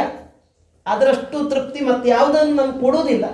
ಹೇಗೋ ಹಾಗೆಯೇ ಭಗವಂತ ಅಂತ ಈ ರೀತಿಯಾಗಿ ಹೇಳ್ತಾ, ನನಗೆ ನೀನು, ನಿನ್ನ ಉಪಾಸಕರಿಗೆ ನೀನೇ ಮುಖ್ಯ ಅನ್ನುವಂತಹ ರೀತಿಯಲ್ಲಿ ಹೇಳ್ತಾ, ಆದ್ದರಿಂದ ನೀನು ವಿಶೇಷವಾಗಿ ಇದನ್ನೆಲ್ಲವನ್ನು ಕೂಡ ಮಾಡಿದ್ದಿ. ನೀನು ಜಗತ್ತಿನ ಆದಿಯೂ ನೀನೇ, ಜಗತ್ತಿನ ಅಂತ್ಯವೂ ನೀನೇ, ಎಲ್ಲವೂ ಕೂಡ ನೀನೇ. ಪ್ರಳಯ ಕಾಲದಲ್ಲಿ ಎಲ್ಲವನ್ನು ನಿನ್ನೊಳಗೆ ಇಟ್ಟುಕೊಂಡವನು ನೀನು ಅಂತ ಹೇಳಿಕೊಂಡು ಭಗವಂತನ ಒಂದು ವಿಚಿತ್ರವಾಗಿರ್ತಕ್ಕಂಥ ಸ್ತೋತ್ರ ಇತ್ಯಾದಿಗಳನ್ನೆಲ್ಲವನ್ನು ಕೂಡ ಮಾಡ್ತಾ, ನಾನು ನನ್ನವರನ್ನು ಇದೇ ಸುಖ ಅಂತ ನೊಂದೇನಯ್ಯ ಭವ ಬಂಧನದೊಳು ಇದೇ ಇದೇ ಇದೇ ಅಂತ ಹೇಳಿಕೊಂಡು ಎಲ್ಲ ಸುಖ ಅಂತ ತಿಳ್ಕೊಂಡು ಅದನ್ನೇ ಬೇಡ್ತಾ, ಅದನ್ನು ನೋಡಿಕೊಂಡು ಅದನ್ನು ಪಡ್ಕೊಳ್ಳಿಕ್ಕೆ ಪ್ರಯತ್ನ ಪಟ್ಟು ಕಷ್ಟಪಡುವವರು ಇತ್ಯಾದಿಗಳೆಲ್ಲ ಇದ್ದಾರಲ್ಲ, ಅವರನ್ನೆಲ್ಲ ಉದ್ಧಾರ ಮಾಡಬೇಕಾಗಿದೆ. ಅವರನ್ನೆಲ್ಲ ನಾನು ಕರ್ಕೊಂಡು ನಿನ್ನ ಹತ್ತಿರಕ್ಕೆ ಬರಬೇಕು. ನನಗೆ ನಿನ್ನ ಅನುಗ್ರಹ ಅನ್ನುವಂಥದ್ದು ಏನುಂಟೋ ಅದನ್ನು ನೀನು ಮಾಡು. ನನಗೆ ಯಾವ ವರವೂ ಕೂಡ ಬೇಡ. ನನ್ನನ್ನು ನಂಬಿದವರು ಈ ದೈತ್ಯರು ಅಥವಾ ಇತ್ಯಾದಿಗಳೆಲ್ಲರನ್ನು ಕೂಡ ಕರ್ಕೊಂಡು ನಾನು ಬರ್ತೇನೆ. ನನಗೆ ಮೋಕ್ಷವೂ ಕೂಡ ಈಗ ಸದ್ಯಕ್ಕೆ ನನಗೆ ಬೇಕಾಗಿಲ್ಲ. ನೀನು ವರ ಕೇಳು ನನ್ನ ಹತ್ರ ಕೇಳಬೇಡ. ನಿನ್ನನ್ನು ನಾನು ಏನಾದರೂ ವರವನ್ನು ಕೇಳಿದರೆ ನಾನು ಒಬ್ಬ ವ್ಯಾಪಾರಿಯಾಗಿ ಬಿಡ್ತೇನೆ. ನಾನು ನಿನ್ನಲ್ಲಿ ವರವನ್ನು ಕೇಳುವುದಿಲ್ಲ. ಒಂದು ವೇಳೆ ಏನಾದರೂ ವರವನ್ನು ಕೊಡಲೇಬೇಕು ಅಂತ ನಿನಗೆ ಅನಿಸಿತು ಅಂತಂದರೆ ಕಾಮಾನಾಂ ಹೃದಯ ಸಂರೋಹಂ ಭವತಸ್ತು ವೃಣೇ ವರಂ, ಅದು ಬೇಕು ಇದು ಬೇಕು ಅನ್ನುವಂಥ ಕಾಮನೆ ಮಾತ್ರ ಹೃದಯದಲ್ಲಿ ಬೆಳೆಯದೇ ಇರಲಿ. ಆ ರೀತಿಯಾಗಿರ್ತಕ್ಕಂಥ ವರ ಇದ್ದರೆ ಕೊಡು, ಮತ್ಯಾವುದೂ ಕೂಡ ಬೇಡ ಅಂತ ಈ ರೀತಿಯಾಗಿ ಹೇಳಿ ಭಗವಂತನ ಮಂತ್ರ ಉಪಾಸನೆ ಇತ್ಯಾದಿಗಳನ್ನೆಲ್ಲವನ್ನು ಕೂಡ ಮಾಡಿದಂತೆ. ಕೇಳಿದರೆ ಕೇಳಿದನ್ನು ಭಗವಂತ ಕೊಡ್ತಾನಂತೆ, ಕೇಳಲಿಲ್ಲ ಅಂದರೆ ಎಲ್ಲವನ್ನು ಕೂಡ ದೇವರು ಕೊಡ್ತಾನಂತೆ. ಅದು ದೇವರದ ರೀತಿಯಂತೆ. ಭೋಗೇನ ಪುಣ್ಯಂ ಕುಶಲೇನ ಪಾಪಂ ಕಲೇವರಂ ಕಾಲಜವೇನ ಹಿತ್ವಾ ಕೀರ್ತಿಂ ವಿಶುದ್ಧಾಂ ಸುರಲೋಕ ಗೀತಾಂ ವಿತಾಯ ಮಾಮೇಶಸ್ಯ ಮುಕ್ತ ಬಂಧ. ಪ್ರಹ್ಲಾದ, ಪ್ರಾರಬ್ಧ ಅನಿಷ್ಟ ಪುಣ್ಯ ಇತ್ಯಾದಿಗಳನ್ನೆಲ್ಲ ಖಾಲಿ ಮಾಡ್ಕೊ, ಅನುಭವಿಸಿ. ಏನು ಪ್ರಾರಬ್ಧ, ಪಾಪ ಪ್ರಾರಬ್ಧ ಇತ್ಯಾದಿಗಳೆಲ್ಲ ಇರ್ತದೆ, ಅದನ್ನು ಮುಗಿಸ್ಕೊಂಡೇ ಬರಬೇಕಲ್ಲ. ಅದನ್ನು ಸತ್ಕರ್ಮದ ಮೂಲಕ, ಪ್ರಾಯಶ್ಚಿತ್ತದ ಮೂಲಕ ಕಳೆದುಕೋ. ಒಂದು ಕಾಲ, ಒಂದಿಷ್ಟು ಕಾಲ ಇರಬೇಕು ಅಂತ, ಎಲ್ಲದಕ್ಕೂ ವಸ್ತುಗಳಿಗೆ ಒಂದು ಕಾಲ ನಿಗದಿತ ಆಗಿರ್ತದಲ್ಲ. ಅಲ್ಲಿಯ ತನಕ ಶರೀರ ಏನುಂಟೋ ಅದನ್ನು ಭೂಲೋಕದಲ್ಲಿಟ್ಟು ಆಮೇಲೆ ದೇವಲೋಕದಲ್ಲೂ ಕೂಡ ಹಾಡುವ ನಿನ್ನ ಕೀರ್ತಿ ಏನುಂಟೋ ಅದನ್ನು ಎಲ್ಲ ಕಡೆಯಲ್ಲಿ ಕೂಡ ಪಸರಿಸಿ ನನ್ನನ್ನು ಬಂದು ನೀನು ಸೇರ್ತಿ ಅಂತ ಹೇಳ್ತಾ, ಯಯೇತತ್ ಕೀರ್ತಯೇನ್ ಮಹ್ಯಂ ತ್ವಯಾಗೀತಮಿದಂ ನರಹ ತ್ವಾಂಚ ಮಾಂಚ ಸ್ಮರನ್ ಕಾಲೇ ಕರ್ಮಬಂಧಾತ್ ವಿಮುಚ್ಯತೆ. ನಿನ್ನನ್ನು ನನ್ನನ್ನು ಪ್ರಹ್ಲಾದ ವರದ ನರಸಿಂಹ, ಕೇವಲ ನರಸಿಂಹ ಅಂತಲ್ಲ, ನಿನ್ನೊಟ್ಟಿಗೆ ನನ್ನನ್ನು, ನಿನ್ನ ಸಹಿತವಾಗಿ ನನ್ನನ್ನು ಯಾರು ಗಾನ ಮಾಡ್ತಾರೋ, ಹಾಡ್ತಾರೋ, ಕೊಂಡಾಡ್ತಾರೋ, ಈ ಕಥೆಯನ್ನು ಹೇಳ್ತಾರೋ, ಕೇಳ್ತಾರೋ, ಯೋಗ್ಯ ಕಾಲದಲ್ಲಿ ಸ್ಮರಿಸ್ತಾರೋ ಅಂಥವರ ಯಾವ ಬಂಧ ಇದ್ದರೂ ಕೂಡ ಅದೆಲ್ಲವೂ ಕೂಡ ಮೋಚಿತ ಆಗಿ ಬಿಡ್ತದೆ. ಮೋಚಿತ ಆಗಲಿ, ಬಂಧದಿಂದ ಬಿಡುಗಡೆ ಅನ್ನುವಂಥದ್ದು ಏನುಂಟದಾಗಲಿ. ಪಿತೃಗಳನ್ನು ಉದ್ಧಾರ ಮಾಡೋ ದೇವರೇ ಅಂತ ಕೇಳಿದ. ಪಿತೃಗಳನ್ನೆಲ್ಲ ಉದ್ಧಾರ ಮಾಡು ಅಂತ ಕೇಳಿದ. ನಿನ್ನಂಥವನನ್ನು ಪಡೆದುಕೊಂಡ ಮೇಲೆ ಆ ಕುಲ ಉದ್ಧಾರ ಆಗಲಿ ಅಂತ ಕೇಳಬೇಕಾಗಿಯೇ ಇಲ್ಲ. 21 ತಲೆ ಪವಿತ್ರ ಆಗಿ ಬಿಡುತ್ತಂತೆ. ಹೇಗೆ ಲೆಕ್ಕ ಮಾಡಿದರೂ 21 ತಲೆ ಸಿಗುವುದಿಲ್ಲಂತೆ. ಜನ್ಮಾಂತರ ಬೇರೆ ಬೇರೆ ಅವತಾರಗಳನ್ನೆಲ್ಲ ತಲೆಗಳನ್ನು ಇಟ್ಟುಕೊಂಡು 21 ಕೂಡಿಸಬೇಕು. ಅಂತೂ ನೀನು ಅಂತ ಒಳ್ಳೆಯ ವೈಷ್ಣವ ಬಂದದ್ರಿಂದ 21 ಮಂದಿ ವಿಶೇಷವಾಗಿ ಉದ್ಧಾರವನ್ನು ಹೊಂದುತ್ತಾರೆ. ನಿನ್ನಂಥವ್ರು ಎಲ್ಲಿರ್ತಾರೋ ಆ ಸ್ಥಳ ನಿಷಿದ್ಧ ಸ್ಥಳ ಆದರೂ ಕೂಡ ಪವಿತ್ರ ಸ್ಥಳ ಆಗಿ ಬಿಡ್ತದೆ ನಿನ್ನಂಥವ್ರು ಇದ್ದದ್ರಿಂದ. ಅಂತಹ ಒಂದು ಯೋಗ್ಯ ಸ್ಥಳ ಅನ್ನುವಂಥದ್ದು ಏನುಂಟದಾಗ್ತದೆ. ನೀನು ಮಾಡಬೇಕಾದ ಪ್ರೇತ ಕಾರ್ಯಗಳನ್ನೆಲ್ಲವನ್ನು ಕೂಡ ಮಾಡು. ಆತ ಶುದ್ಧನಾಗಿ ಬಿಟ್ಟಿದ್ದಾನೆ, ನಾನು ಮುಟ್ಟಿದ್ದೇನೆ ಅವನನ್ನು, ಆದ್ದರಿಂದ ಅವನು ಶುದ್ಧನಾಗಿದ್ದಾನೆ. ಅವನಲ್ಲಿ ಏನು ದೋಷ ಇದ್ದರೂ ಕೂಡ ನನ್ನ ಸ್ಪರ್ಶ ಆಗಿದೆ, ಆದ್ದರಿಂದ ಅದೆಲ್ಲವೂ ಕೂಡ ಪರಿಹಾರ ಅನ್ನುವಂಥದ್ದು ಏನುಂಟದಾಗಿದೆ. ಅದಾದಮೇಲೆ ತಂದೆಯ ಸಿಂಹಾಸನವನ್ನು ನೀನು ಏರು, ಬ್ರಾಹ್ಮಣರನ್ನು ಎದುರಿಗೆ ಇಟ್ಟುಕೋ, ಅವರ ಮಾರ್ಗದರ್ಶನದ ಮೂಲಕ ರಾಜ್ಯ ಪರಿಪಾಲನಾ ಅನ್ನುವಂಥದ್ದು ಏನುಂಟೋ ಅದನ್ನು ನೀನು ವಿಶೇಷವಾಗಿ ಮಾಡು. ದೀರ್ಘಕಾಲ ರಾಜ್ಯ ಪರಿಪಾಲನಾ ಇತ್ಯಾದಿಗಳನ್ನೆಲ್ಲವನ್ನು ಕೂಡ ಮಾಡಿ ಕೊನೆಗೆ ಯೋಗ್ಯ ಕಾಲದಲ್ಲಿ ನನ್ನನ್ನು ಹೋಗಿ ನೀನು ಸೇರ್ತಿ ಅನ್ನುವಂಥದ್ದನ್ನು ವಿಶೇಷವಾಗಿ ಹೇಳ್ತಾ, ಈ ಭಗವಂತನ ಚರಿತ್ರೆ, ಪ್ರಹ್ಲಾದನಿಗೆ ಭಗವಂತ ವಿಶೇಷವಾಗಿ ಅನುಗ್ರಹವನ್ನು ಮಾಡಿರ್ತಕ್ಕಂಥ ಪುಣ್ಯ ಕಥೆ ಅನ್ನುವಂಥದ್ದು ಏನುಂಟು ಅದು. ಇದನ್ನು ಕೇಳಬೇಕಂತೆ, ಇದನ್ನು ಹೇಳಬೇಕಂತೆ, ಇದನ್ನು ಕೇಳಿದರೆ ಹೇಳಿದರೆ ವಿಷ್ಣು ವೀರ್ಯೋಪಬೃಂಹಿತವಾಗಿರ್ತಕ್ಕಂಥದ್ದಂತೆ. ಇದು ಪುಣ್ಯಕಥೆ ಅಂತೆ. ಬಂಧನದಿಂದ ಬಿಡುಗಡೆಗೊಳ್ತಾನೆ. ಯಾವುದೇ ಬಂಧ ಇದ್ದರೂ ಕೂಡ ಭಗವಂತನ ಚರಿತ್ರೆಯ ಶ್ರವಣ ಅದರಿಂದ ಬಿಡುಗಡೆಯನ್ನು ವಿಶೇಷವಾಗಿ ನಮ್ಮಲ್ಲಿ ಉಂಟು ಮಾಡಿಕೊಡುತ್ತದೆ. ಅಂತಹ ಉತ್ಕೃಷ್ಟವಾಗಿರ್ತಕ್ಕಂತಹ ನರಸಿಂಹರೂಪಿ ಭಗವಂತನ ಚರಿತ್ರೆ ಅನ್ನುವಂಥದ್ದು ಏನುಂಟು ಅದನ್ನು ಇಲ್ಲಿ ಅನುವಾದ ಮಾಡಲಿಕ್ಕೆ ಅವಕಾಶ ಮಾಡಿಕೊಟ್ಟಿದ್ದಾರೆ.